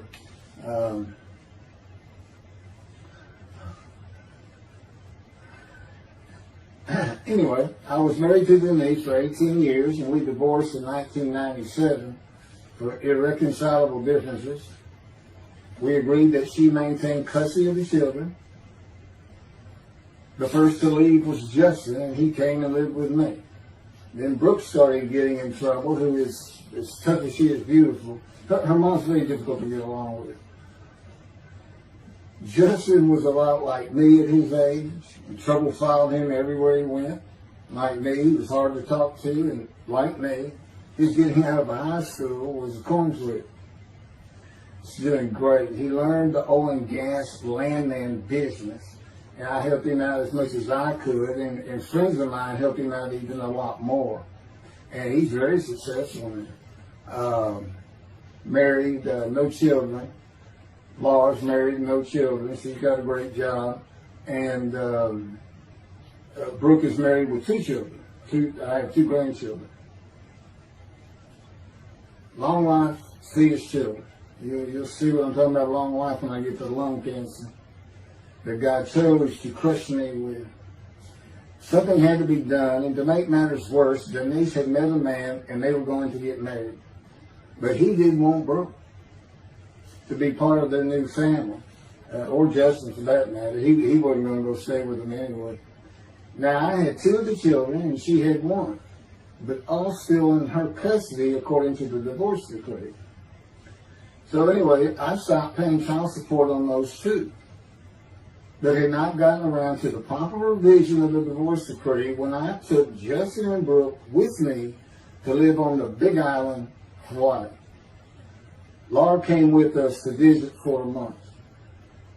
This oversight on my part resulted in Denise and now her 3rd husband filing papers in divorce court for past child support for all 3 children, for the time I had begun paying her 1/3 of the original amount. I represented myself. I had 1 contempt of court and was locked up for a day, but I never had to pay that money. By verbal agreement, I sent Laura back exactly 1 month later. I could not leave her out, and I wanted her to see where her brother and sister would be living. They were all so close and protective of each other, and still are to this day. And she was so sad. One of the hardest and emotionally painful things I had ever done was put her on the plane back to Houston. I can't think of anything else. The backdrop to moving to Hawaii was my firm was in dire need of new work. But the oil and gas industry was down. It's always up and down. And my clients were not drilling. A landman I knew called and said his sister in Hawaii, a brilliant eye doctor, but not a good businesswoman, needed help resolving creditor issues stemming from her new offices and equipment purchases. I told him it was a good time for me, as things were slow, and who's going to turn down a free expensive trip to the Big Island, Hawaii. So I went and took care of everything without charge, but of course everything was paid for. When I came back to live in Hawaii at the urging of the doctor that I had helped, who did not like the look of an abrasion on my chest, and it had been there for years, I was examined by a friend of hers, and it was cancer. I don't remember what the doctor called it. He removed it in surgery with a 6-inch diameter circular cut, and it was not malignant. I could practice in just about any area of the law, and all I had to do was pass the Hawaii bar exam, one of the toughest in the nation. While studying for the bar, my body, all at once, in a moment, told me something bad was wrong with me. I had been running, swimming, riding my bike everywhere I went, letting Justin have the car, and had been feeling good and strong. In a moment's time, I was weak and sick while grocery shopping, and there was a pain in my belly and my abdomen. I did not know it, but a large tumor in my colon had burst through my colon, and I was bleeding internally. I did not go to a doctor, which I guess is my nature. That, and I did not have medical insurance. Anyone asking for help, asking anyone for help unless things were at a critical stage, such as a bullet wound, was something I couldn't do. There's all kinds of personality disorders. I thought surely it would pass, and decided to just give it time and bear up to the abdominal and belly pain. I continued studying and took the Hawaii bar on Oahu and Honolulu in the summer of 2001. I had lived in pain for so many years from my headache, and passing the bar was so important, I just kept going day by day. Pain was getting worse, and but I kept exercising. It's the only time I didn't focus on the pain. I had always been a fast healer, and I thought in any day it would just go away. I finally could no longer take it. Brooke, it turns out, was in Houston visiting with her mom, and I left Justin at our little, we called it the little green shack. There wasn't much to it. We weren't there very often, really, except to sleep. And went to Houston to find a doctor for diagnosis, staying at my parents' townhome, which is where I'm at now. I had allowed my major medical insurance to lapse using premiums for child support when things had gotten lame. I just needed someone to tell me what was wrong. I would find a way to take care of whatever the diagnosis was. Early September, I was close to dying, lying on the floor of a dingy apartment of a friend who traveled for work. I could no longer get up to even try and get medical help. And I had not told anyone how bad it had become.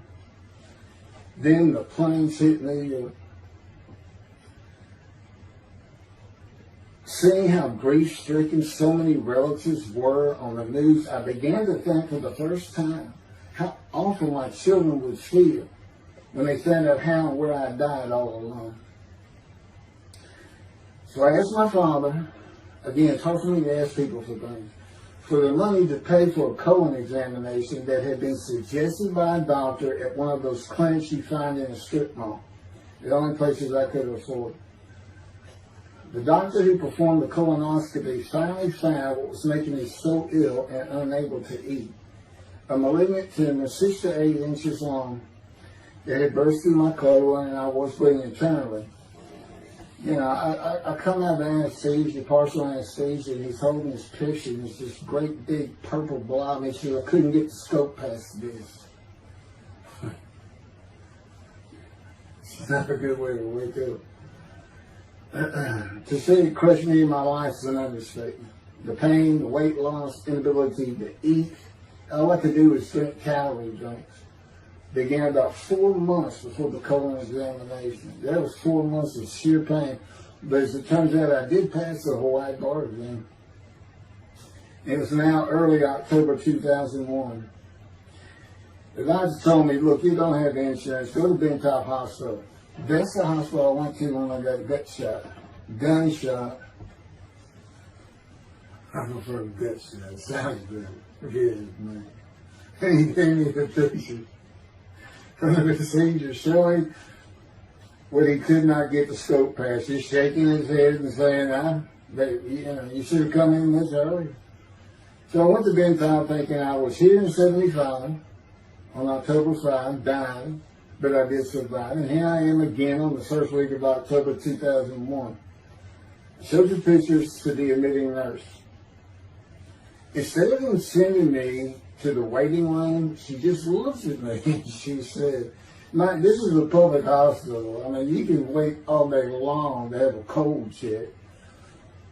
She looked at me and said, why did you wait so long? And how are you still alive? And I told her, I have no idea. She did not send me to the waiting room, but had an orderly take me immediately to a room. There they hooked me up to a morphine machine where I could hit a button at a time interval I can no longer remember and receive a small dose. I do know I never missed one.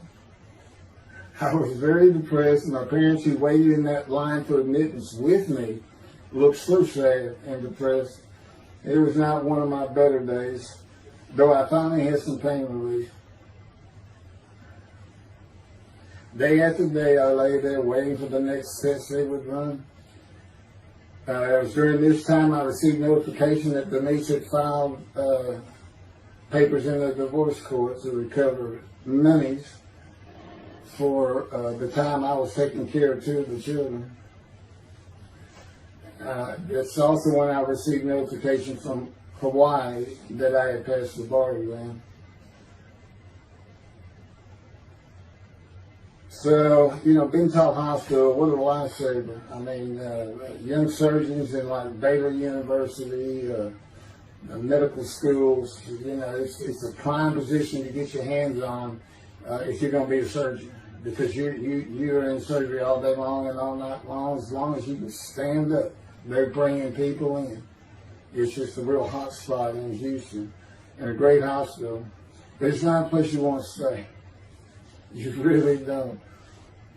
My doctor would come in and be out so fast I never knew what was going on. He did tell you my previous surgery to my abdomen, where they opened me up from stem to sternum, complicated removal of the tumor. On October 25, my son's birthday, who was now stuck in Hawaii, They cut me open again and removed the tumor. It was about a week or so later, I was released with a schedule for chemotherapy. I returned to the dingy apartment all alone, and I just stared at the television for weeks. I did, and chemo was so depressing for those who had to go into it. A small room with big chairs for about 20 people who all looked like death, including me. Everyone with an assortment of bags of chemo dripping into our arms for hours. It took about 8 hours before I really got sick from it. And I had to park a long way to avoid paying for parking and drive a long way to the apartment. It was a very gloomy fall and winter. When I completed my chemo of once a week for 6 or 9 months, more tests were scheduled. I do not remember how many months the chemo lasted. I do remember I did not finish, missing the last 3 sessions. At the end, I could not get out of the door without bursting into tears and just not going. It just wore me down to nothing. On the right side, it was my goal. I had my own apartment called the Loft. It was brand new and very nice on a bayou close to downtown Houston with a running trail alongside it and lots of woods near Memorial Park where I had been running a 3-mile circuit since high school. I returned to being called for follow-up tests, including x-rays of my chest, and the colon cancer had not returned then and to this day. The chest x-rays were another matter entirely. The doctor told me he had bad news and showed me the x-rays telling me the white spots I was seeing was cancer. They were everywhere. Lungs full of cancer, he said, at a stage I could not be treated with any success. My dad was with me, and I asked the doctor, well, what does that mean? And when he said you need to prepare for death, the look on my father's face was so sad and hurt at the same time I'll never forget. And we've been through some tough things in this house, every house we've been in. It didn't affect me one bit. I did not feel anything. I was too beat down from the chemotherapy to care, I guess. God tells me I had a lot to do with that. And it's like no matter what they said, I didn't think I was going to die. But I didn't know that. I just wasn't having that conscious thought. And God says he had a lot to do with that. And of course, he hadn't spoken to me yet. I had never seen a doctor for cancer or any other ailment since that day. I had to get Justin home was all I thought about. But I needed money. I found an old client that needed a tile penny for a drill site well. I struggled through that and got my boy back to Houston. And it was tough. I was so weak. And it's been so long since I really had done any title work. And just going to pick the work up and visiting with the client was a major to-do for me. But we got there and I got Justin home and he went to live with some childhood friends. This is now 2002 and going into 2003. I just walked all over the running trails in a 3-mile loop at Memorial Park and in the woods day after day. I didn't think about dying, but I did start. But I did not think about restarting my law practice either. I watched a lot of television and played video games. I watched the Tour de France for the first time and got inspiration from Lance Armstrong. I was still alive though, and the funny thing was my lungs never bothered me. I was never sick. It's because God had already removed it. After I got the news I was dying of lung cancer, he took them from me. That's what he tells me. And I don't have any symptoms. Well, you'll see right here, in 2005, I picked up some title work here and there and made an office out of my loft. I bought my first motorcycle, soft-tailed lowrider Harley Davidson. First time in many years I was happy. I love riding that bike. In 2006, I did some landman work for standard day wages and began dieting and running.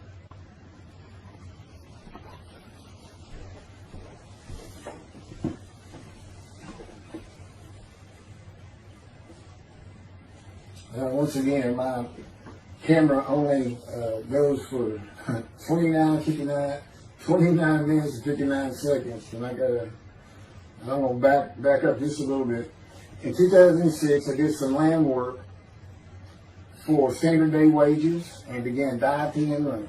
I had never been a swimmer in terms of training for it.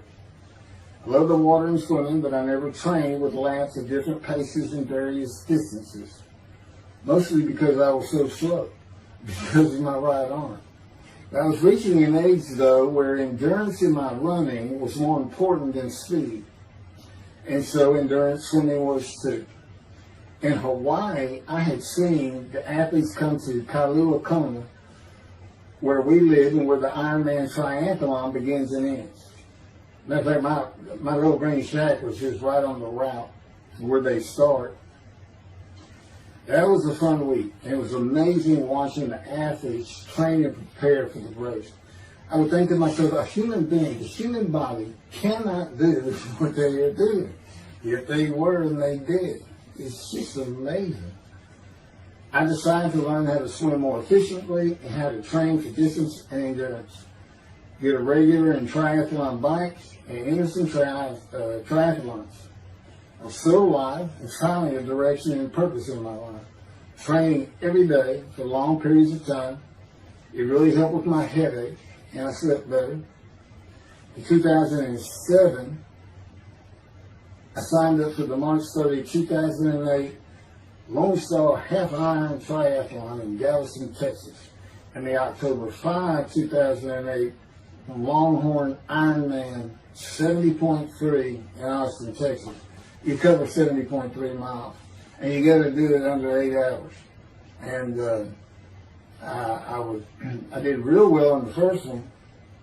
As far as my time, it's 7 hours and a little bit, but I barely made it without disqualification in the one in Austin. And it was primarily because of the hills. It's this very hilly area in central Texas, I guess.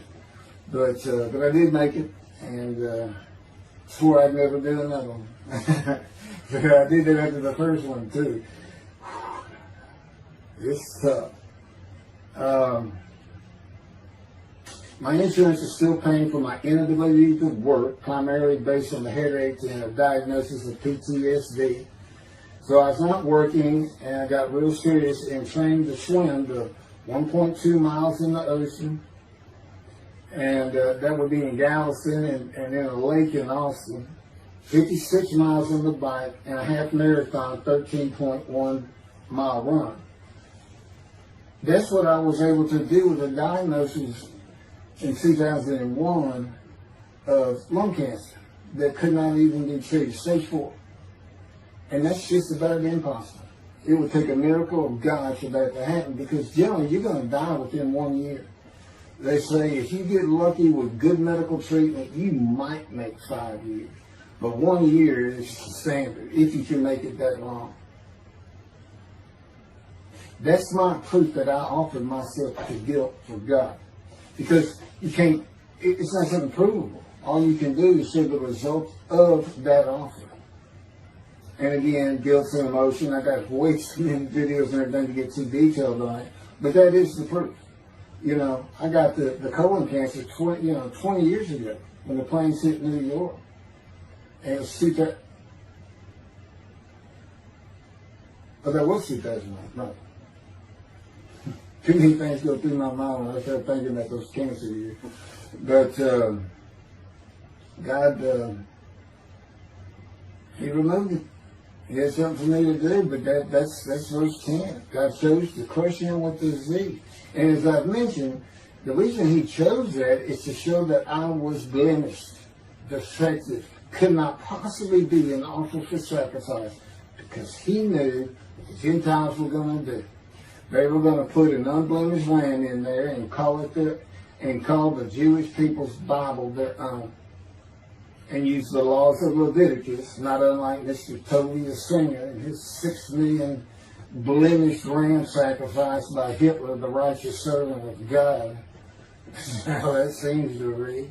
He's welcome to respond any way he wants to do that. But it's on the video, it's in the book, it's in quotes by him from his midrash, from his site. And he said, share this with everybody. Everybody can take it. Just share how great my knowledge is. Well, it's lacking in some areas. There's no question he's an intelligent man. But his reasoning capabilities, in my opinion, at least as to Isaiah 53, are severely wanting. I am that man. And God's going to give the Christians hell with it and with me. Just like I just heard this for the first time on the video. When all of a sudden he had me say that Jesus announced he wasn't the man of Isaiah 53 on the cross. When he said, Father, Father, Father, why are you forsaking me? Because he was about to die. And Isaiah 53, who he thought he was, and he's not, who he didn't fit the verses, but he thought he was supposed to be exposed to death. But give him long life. So boldly he goes into the Roman Jerusalem and gets himself taken up. He's not worried. Delusional, yeah, maybe. But as far as I'm concerned, he's nothing but a story. He never existed. And the story starts with the Essenes of the Red Sea Scrolls and the teacher of righteousness. Real quick, I'll go over that. Here's the thing. Their founder is called the teacher of righteousness. Okay? They were great followers of Isaiah. They had the great scroll of Isaiah. They're prolific writers and copyists. They had their own gate at Jerusalem. The Essenes gate. Now, the New Testament never mentions them. You got Pharisees, Sadducees, Essenes, but they never mention an Essene. And Jesus, quite frankly, would have been one of them.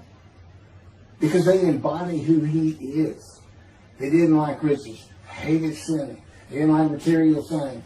They removed themselves from Jerusalem, in the most part, to those caves by the Dead Sea for that very reason. But they did have a gate. They still had people who would be there. And you know what they would do at the gates? Tell stories. That's what you do. You tell stories. And it is a great story. Here's this guy who's connected with God. Back then they believed then were gods. Caesar was a god. Over in Egypt, you had the same thing going on. It's a common thought that men could be gods. And this story just springs up. And they didn't even question. They'd have gone and questioned it. I mean, they're sitting right front and center in Jerusalem. You think they didn't hear? This man walking on water, raising the dead, feeding 5,000 with 2 fish and 5 loaves. Turning water to wine. That alone, Rome would have said, Caesar would have said, he does what? He turns water to wine. Bring him to me. Don't touch a hair on his head. You don't kill the man who turns water to wine. You send him out with your armies. Make your men happy. It's there's so many ridiculous aspects to it. Most particularly, God performed a human sacrifice for the sinning Gentiles. He's left the sinning Jews for the sinning Gentiles. But he gives them an out, these Gentiles, not his children. He gives them an out. I know, I'm going to kill my son for you. So that you'll be forgiven of violating my commandments and laws. If anybody knows God, and the Jews do, and I know him like nobody's business, that's not him. That's not him. I mean, he told the Jews, I'm never going to leave you, but I will punish you. Now, that's him. That's him. And he'll put you through hell just to make you a better person, a better people. And he has no plans of changing that. He's not going to change the minds and the thinking of billions of people to make them love the Jew.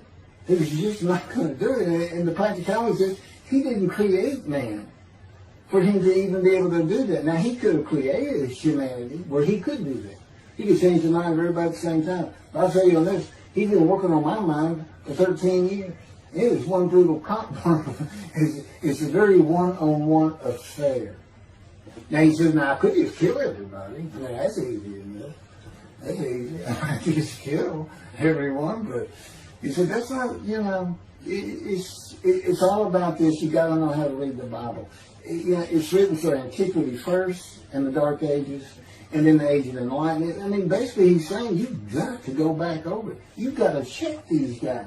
You've got to check Rambam and his speech. God's going to make the world speak Hebrew. Or, they will be able to hear. So you got to check some of this stuff. And I read Rashi's, I went to his Isaiah 53 main direction. All I can say is very unimpressed. I've seen what he has to say in Malachi. He didn't pick up on any of this. He didn't know what the angel of the Lord is, the angel of the covenant that you desire. He doesn't know how Moses goes by a burning bush is not consumed. The angel of the Lord is in there and God speaks. I do. To me, it's just like, well, you just get some basic concepts and, all of a sudden, and quite frankly, it'll open up the scripture to the Jews. They can put the Talmud aside for a little while. But I will say this. God says, if you can study it, study it. There's all kinds of great things in it. Just be real careful about what you teach from it. And it's useful for heaven. If you like to talk about Talmud as a scholar with other Jews who may very well be in scholar remembrance with you, you can meet up with them. You'll see them in the meeting places, have them over to your room. Y'all can watch the new earth being created and the new peoples of God chosen, and watch the evolution of the chosen people. And humanity, the same as this one. God says, why would I change it? Why would I change it? When I did it, it was perfect. And you can tell Mr. Singer that the evolution that he's talking about, where all of a sudden the world's going to love the Jews, been going on for over 3,000 years, and it hadn't even, and today anti-Semitism's up, and David is here. It's not going to happen. Thank you very much. I will be doing, was that 5 and 6? Yeah, that was 5 and 6. Now the book picks up at chapter 7. It's on a video when God first speaks to me. And it's just very interesting. And we'll still be putting some videos out. But I've pretty much covered all the major material. Everything from Isaiah 53, the day of the word, Lord. There's a few more things, and it's a better read than it is a video watch. But for those who like to read, but it's covered very well in these videos. And now that I put in the personal part in, which is to show how I said Isaiah 53, and you see the difference in my life. Now that's a life of suffering. That's a life of pain. That's a life of familiar with disease. They said, gee, when he died on the cross, he was scourged. He was scourged, and this and that. Do you know how much he suffered in his life? I mean, he's not even in the conversation as a man of suffering. He's not in the conversation. Thousands and thousands and thousands of people died horrific deaths back then, and by crucifixion. It's not the only one. This is descriptive of a man and his life, so you can find him, identify him. And what did he do? He never suffered. He was never sick, ever. Until the last day of his life. 30 years old, he's got one day, but under his belt is pain and suffering. To me, that's not, you're not even in the conversation. I mean, that's nothing. That's not even suffering. That's just, you have a bad death, sorry. You got whipped first. You got whipped. One gospel says that the scourging was an open-handed slap to the face. Now, the other three do say scourge. But then and then every movie you see, he's carrying that cross. He's all whooped up and bleeding, this and that. He carries the cross in one gospel only. In the other three, it's carried for him. And then he's on the cross, and what does he do? Father, Father, why have you forsaken me? And then the gospel says, one of them, and then he gave up the ghost. He gave up and died. I laid in the back of an ambulance for 8 hours, doing everything I could in my power to stay alive. Just gave up the ghost. There's another video where we make that a little bit more humorous. Anyway, thank you for listening, and I guess that's it. Thank you.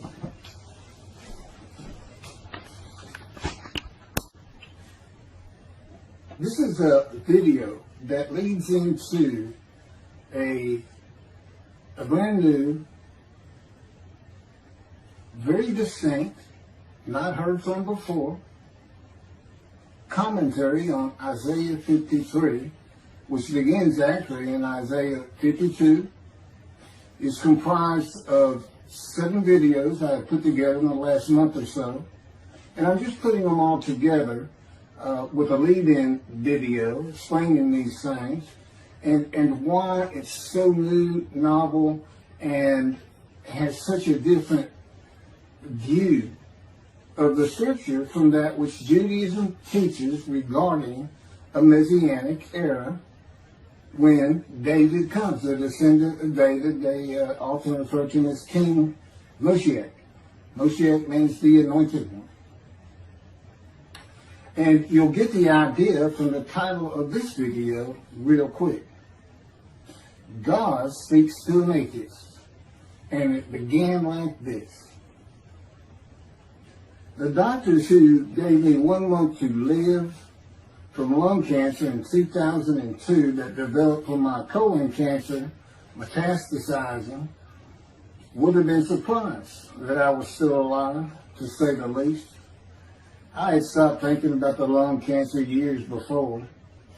The white spots in the x-rays that filled my lungs like the stars in the night did not inhibit my breathing or slow me down in any way.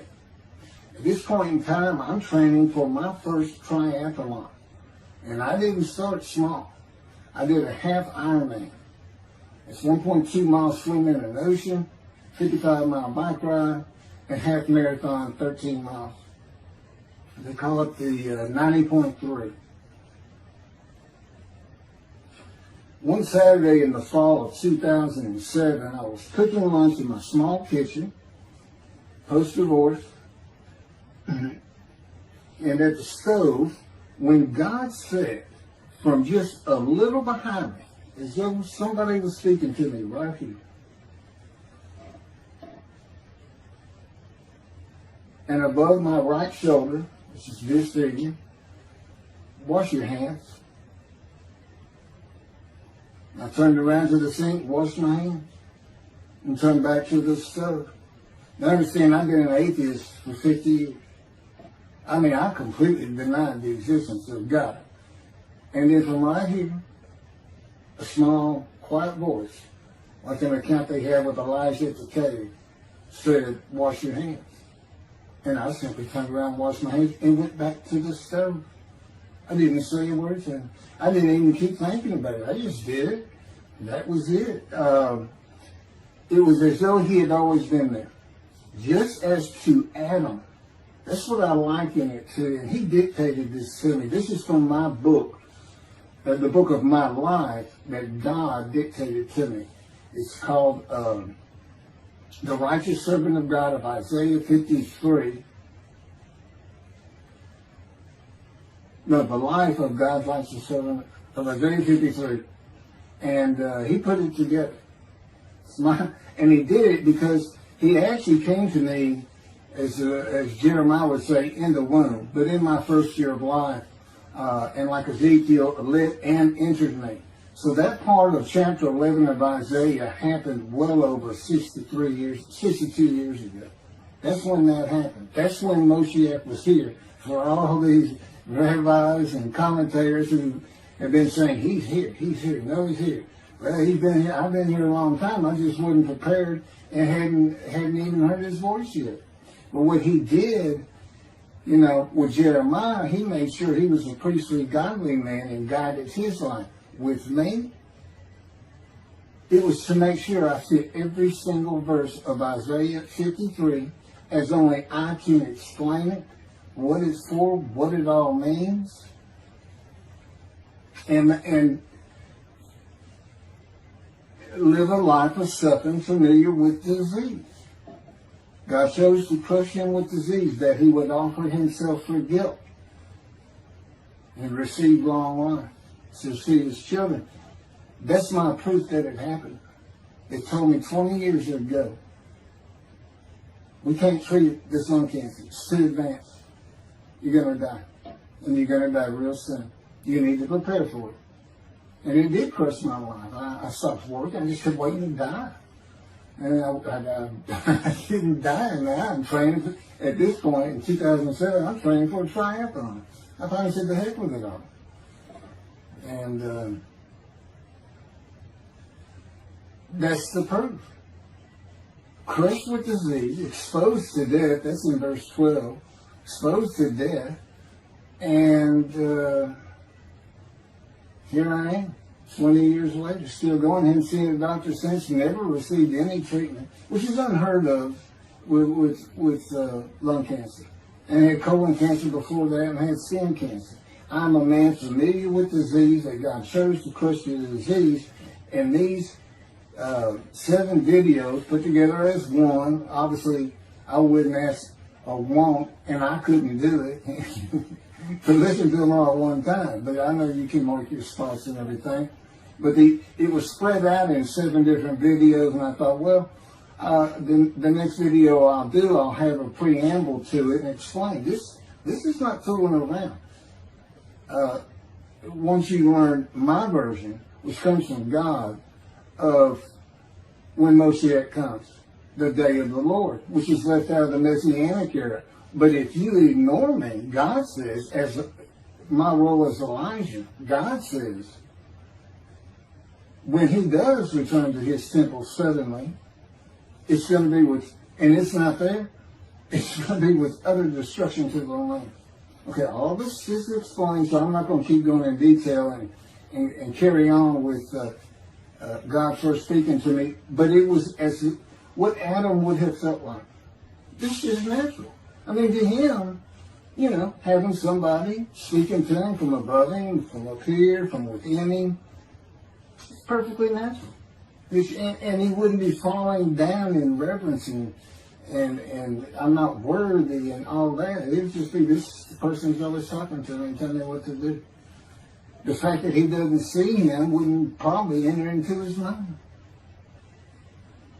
This, that's just the natural order of the world for Adam and me, particularly today, 13 years later.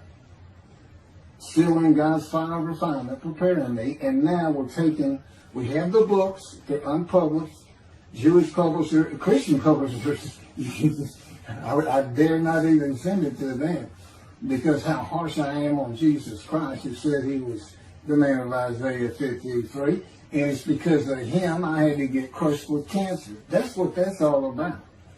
God doesn't have to crush you to make you offer yourself for guilt.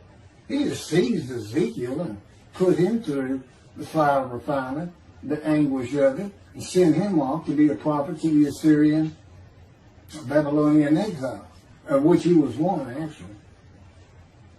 Ezekiel, the book of Ezekiel is the key to Isaiah 53. That's my background. See, God, these videos, everything, the way where he put angel of his presence and Holy Spirit, that Judaism doesn't recognize. A host of the Lord's host. It's in the book of Joshua, one time. He did it so they wouldn't find it. He knew what this was going to be about. These were my proofs. This is what it's all about. He set it up for me to be this controversial. You just got to take the Messianic era of Judaism and toss it out the window. And you'll understand why, when God has me explain it to you. He controls everything I do, think, and say. Finishing preparing lunch and ready to watch a Texas A&M football game, I headed to the living room, and God said, "Get a napkin." I turned back to the kitchen and got a paper towel, sitting on the couch from about the same place. Sitting on the couch with the television on and my plate in my lap, God said, "Get your TV tray." I got up, set my TV tray in front of me, and placed my plate on it, began eating and watching the game. That night, I was in bed reading a book. From the doorway, God said, "Tomorrow we're going to Bed Bath & Beyond, the store, to buy a shower curtain, sheets, pillowcases, and shop in general for things that you need." I said, "Okay." and continue reading my book. That's God spoke to an atheist. That's how it started. We call it the early years now. Talk about it. It was so different from the way things are, and all the same in the same breath. And I have since learned this: it was by His power upon my emotions and thoughts that His presence with me was though He had always been there. In other words, when you read in the Hebrew Bible, God calls somebody's name like little Samuel, and He says, "Here I am. Here I am." Now, there's some accounts of people falling to the ground, but He can put a silent knowing to you. He can put knowledge within you, your mind, where you never hear a word from Him. In other words, put into your mind the God of all creation is about to speak to you. And He doesn't have to say, stay calm. He controls emotions. He told me, Keith, I created emotions. And there's nothing I can't do with yours, and believe me, it's been proven to me. I'm not going to get into all that. And then this story goes on. It turns out he had been like Jeremiah from the womb when he passed by that. I've never been affiliated with any church or synagogue. I've never had any teaching from yeshiva or seminary. Throughout my life, I did not. Let's put it this way. I was the actual opposite of Jesus Christ. Actual opposite. I'm a sinner. You know, I mean, He took me back. He said, look. Yeah, because I said, well, I wasn't that bad of a sinner. I was. He said, spill it. He'll go off in vision like the story of Scrooge and the Ghost of Christmas Past. I said, I'd so get smart with him. This is us talking friend to friend. I can talk to him like he's just a buddy sometimes. There is a line I know not to cross. I said, why would you call that a sin? Why is that a sin? He said, Keith, it's a sin. You lied. I said, you did, but if I didn't lie, I was going to jail. He said, but that don't make it good. I said, well, which comes first? Going to saving yourself? Or lying? And so what? I didn't believe in you anyway. I wasn't worried about going to hell either. It's just, I didn't think about those things. He told me, man, I didn't let you. That's why I was with you from the get-go. He wanted me to be fresh. No preordained, settled in thoughts and beliefs on anything. Of course, I grew up in Texas for the most part, so it would have been Christianity. I didn't associate with anybody who was religious. I didn't even know what the term Jesus meant. I didn't even know that Jesus died for my sins, supposedly, in their theology.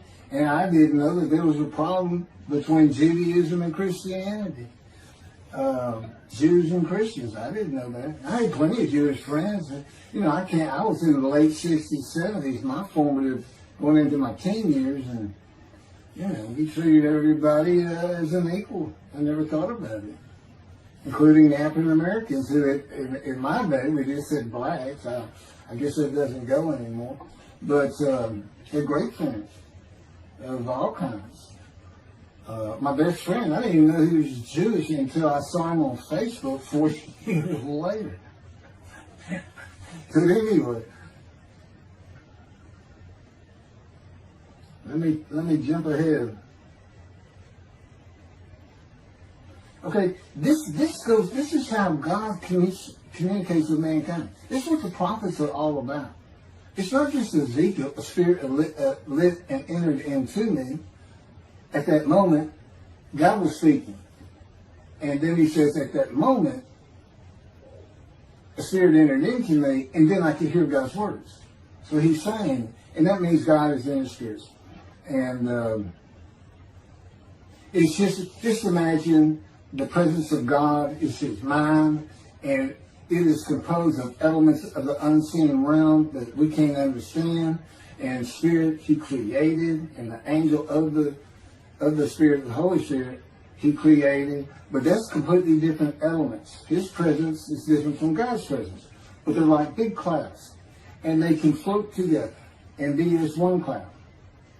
Okay, that cloud is what descends upon you. They are within me and without me. If you, this audience, was in a room with me, they would envelop you all around you. You'd be in the presence of God. The difference with me in that room is that that cloud engulfs me, flows through me. It's within and without me, as though there's no break because of my physical structure. My little spirit is a little cloud that also drifted in. That's what it is. And it happened with all the prophets. If they spoke God's words, he was talking to them. He was telling them, write this down. Write this down. All these 20 books or so, the books of the prophets. Ezekiel, write this down. Set this up. Jeremiah, write this down. See, the time is coming. Well, that's the time in Malachi. It all comes together, and you'll find it in all these videos. So, and it doesn't just include Moses and the prophets. The man who wrestled with Jacob. Jacob says he wrestled with a man in divine beings. Well, you know, Judaism doesn't acknowledge the Holy Spirit as a person, which is beyond belief, because there's so many references that this is clearly a person, the angel of his presence. But it's just God going to a man saying, hey, wake up, I'm the God of this land. See this man over here sleeping? His name's Jacob. He's got his head on a rock. Go jump on him and start wrestling. Don't worry about him. I'm going to orchestrate the whole thing. You'll be fine. And the guy would have said, here I am, let's go. That's how he does. And Judaism says the man in divine beings is an angel. No, he's not. That'd be like saying, I'm an angel. And you wouldn't want to say that. Well, you wouldn't want to say it to me before he came to me, because that would make me mad. I had a hell of a temper, just like Moses did, and like Ezekiel did. And God knows how to knock it out of you, to where you smile and laugh a lot. Because I never used to. No, well, you got to read the book, and you'll get it. You'll get it. And I'm just, just like a lot of people, I've been through too much, hurt too much, suffered too much to have any thought that there's anybody upstairs, who cares about me. It's just don't even mention his name around me. We're either gonna fight or I'm leaving for it, and you'll never see me anymore. Don't do that, because it just makes me. All that's gone, by the way. Lots of stories on that. Oh, and the Spirit speaks. He's got his own personality. He's angelic. He has a very childlike voice. And he's just nothing but a ball of humor. He didn't have me say he's the greatest comedian of all times of the universe. And he's just a joy to talk to him. And he has the smarts of God. As he tells me. But I have instant communication with him. I have instant communication with God. It's like there's three persons in my mind. This one cloud is three clouds. It's two spirits in the elements of God's mind. And slow process of 13 years, and it's 13 years of, and this is from Isaiah 53, punishment, wounding, chastisement, maltreatment, crushing, bruising, and I'm telling you, he's relentless. These are the stories, and I have a lot more once I get to Israel, and I have full confidence God's going to get it done. That's one thing I don't worry about. 13 years, a year and a half of trying to get books published, denied by everybody who even bothered to answer me, because it's just so different. And it can only go to Jewish publishers, and it's just like, well, this isn't the stuff we believe, and it sounds like he's saying it's him, and this and that. Well, I was. God said I made sure I didn't get them published. I wanted to do the videos first. You see, I'm not on the executive committee. I don't know what's going on 99% of the time. I don't know what I'm going to have for dinner. I no longer have self-will. I can't ask him for anything. There's all kinds of reasons for that, such as, if one of my kids gets sick and he doesn't heal them up, cancer or something, Am I going to be disappointed? Am I going to be hurt? The answer is no. He's trained me too well to even bother asking. If he's going to do it, he's going to do it. I know he has the knowledge, and he's right here with me. So, it's a long, detailed process. I know things from his perspective. This is another reason the Messianic era is not going to happen. And it comes out in these sins. But the Holy Spirit, the angel of his presence, we're friends. God says, I can't be friends with human beings. I said, well, we're friendly with each other. He said, yes, that's right. I said, I Googled this, and technically you are my friend. He said, well, I know, but I just don't acknowledge it. I said, why? He said, because I'm God. That's the way I am. I get to do whatever I want. And he's just messing with me. It's just like having a friend. Of course, it's a true statement. He can do whatever he wants.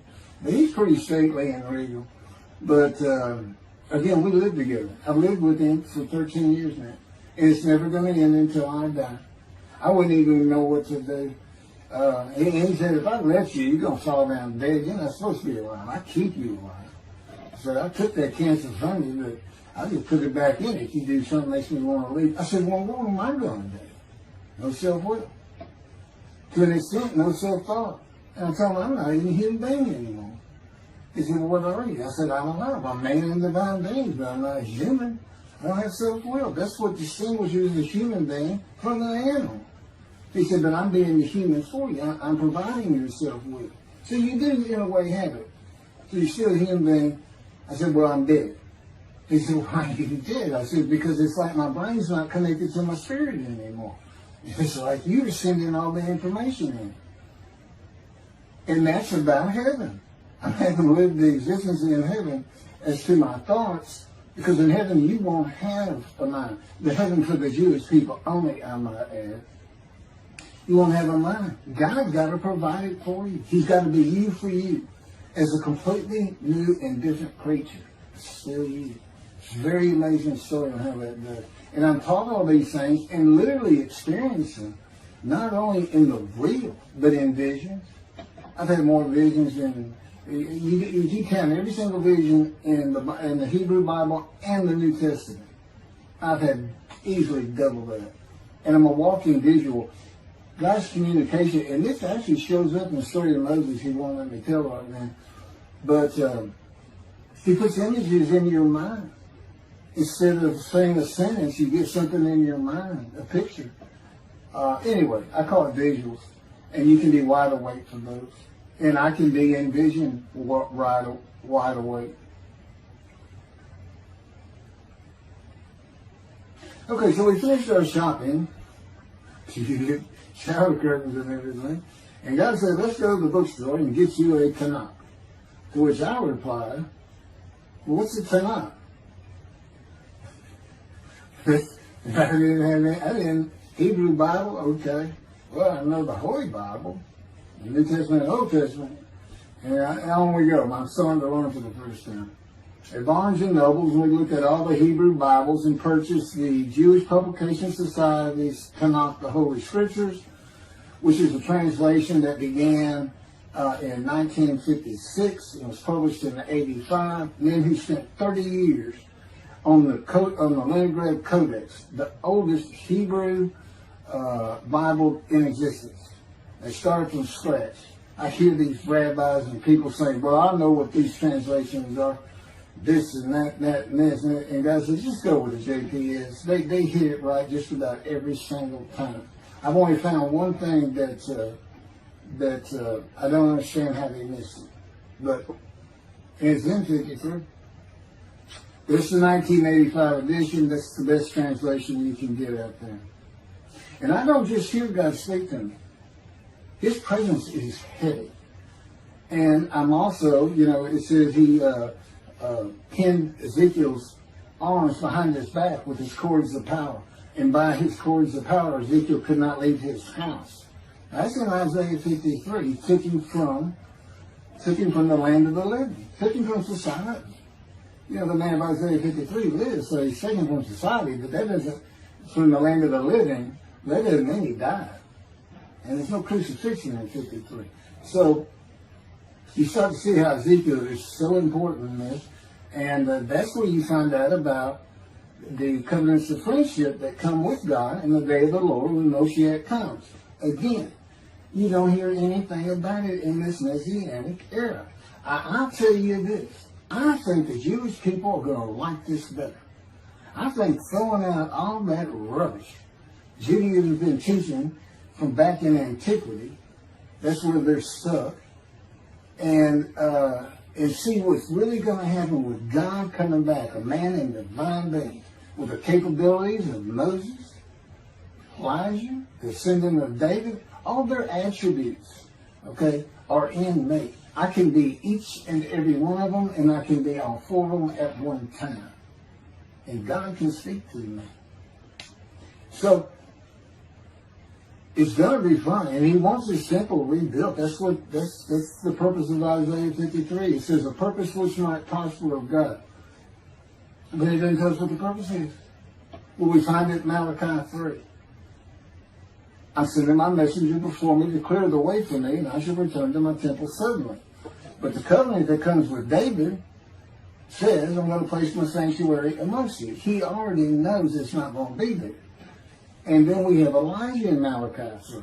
Well, he's got a purpose that might prosper. And if it doesn't, God comes with utter destruction to the land. And again, you don't hear it with the Messianic era. Utter destruction to the land. There's 7 million Israeli Jews. How can you not read that and go, that sounds an awful lot like, I'm going to raise up armies against you? How can you just ignore that? Well, anyway, we're getting into stuff. And the purpose that might prosper, I never believed that. I think that just puts the man of the righteous servant of God of 53, I think that puts him with, he's got the same purpose as Elijah. Elijah's supposed to bring the families back together through the laws and teachings God gave Moses, or being mindful of them. That's the new covenant. It's an amendment. It's an amendment that also has a new inclusion of sin forgiveness. Over the last 63 years, God's presence has resided in Texas, Louisiana, Florida, and Hawaii. And he is more than ready to return to his land, Israel. Because wherever I am is where his presence is, and those are all the different states I lived in over this time period.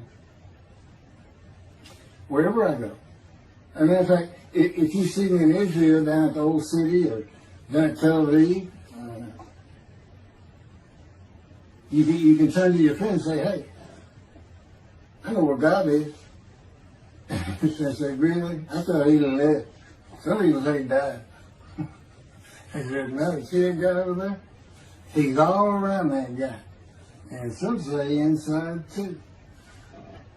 That's what it's going to be like. God said, when we get to Israel, we're never leaving again. I said, I want to see Great Britain. He said, it's like, did you just ask for something? I was like, oh. Yeah, that's good. I hope I fry if I hit the border and cross over. I hope I just burn up. Bust in combustible flame. But anyway, that's where he wants to be. And I'm sure he's going to get there. This purpose that might prosper, again, I think it just shows the purpose of the righteous servant and a purpose of Elijah. Because he knew I was going to be teaching. There's only, in the day of the Lord, as you would imagine, he wants to have all the prophecies fulfilled, be done with the prophecies. And there's only a handful, 4 men to come that we've never seen.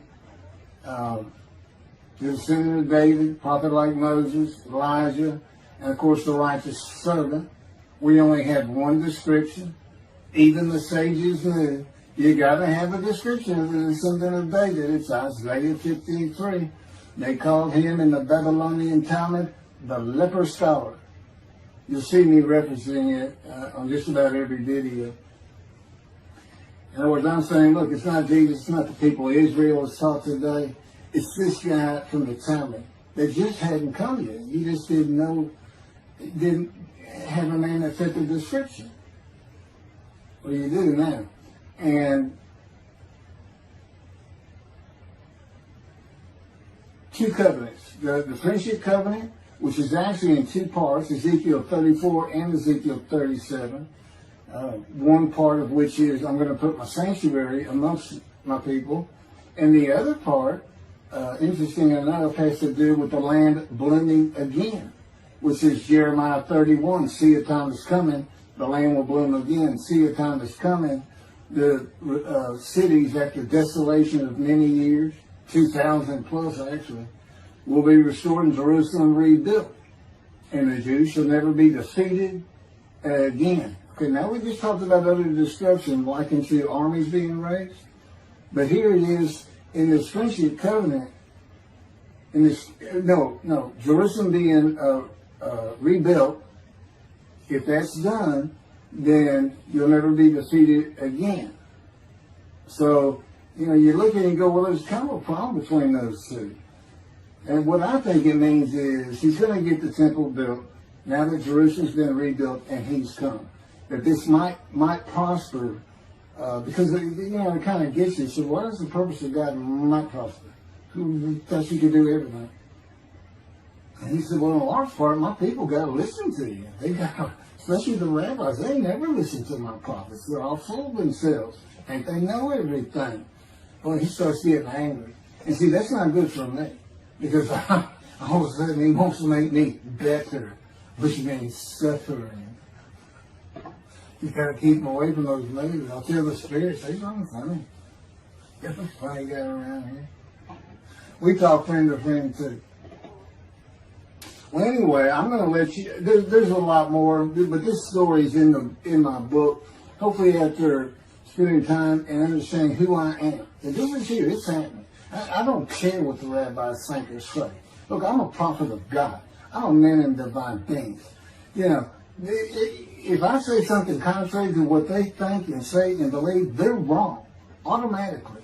It's a given because God is telling me all these things. It's His book. They're wrong automatically. And He is livid that I'm having this problem with Isaiah 53 being the people Israel. Well, it's in the videos, but you ought to see the arguments they really put back before that for Isaiah 53:10. And other verses. Rabbi Tovia Singer out of his Judaism, he went Christian.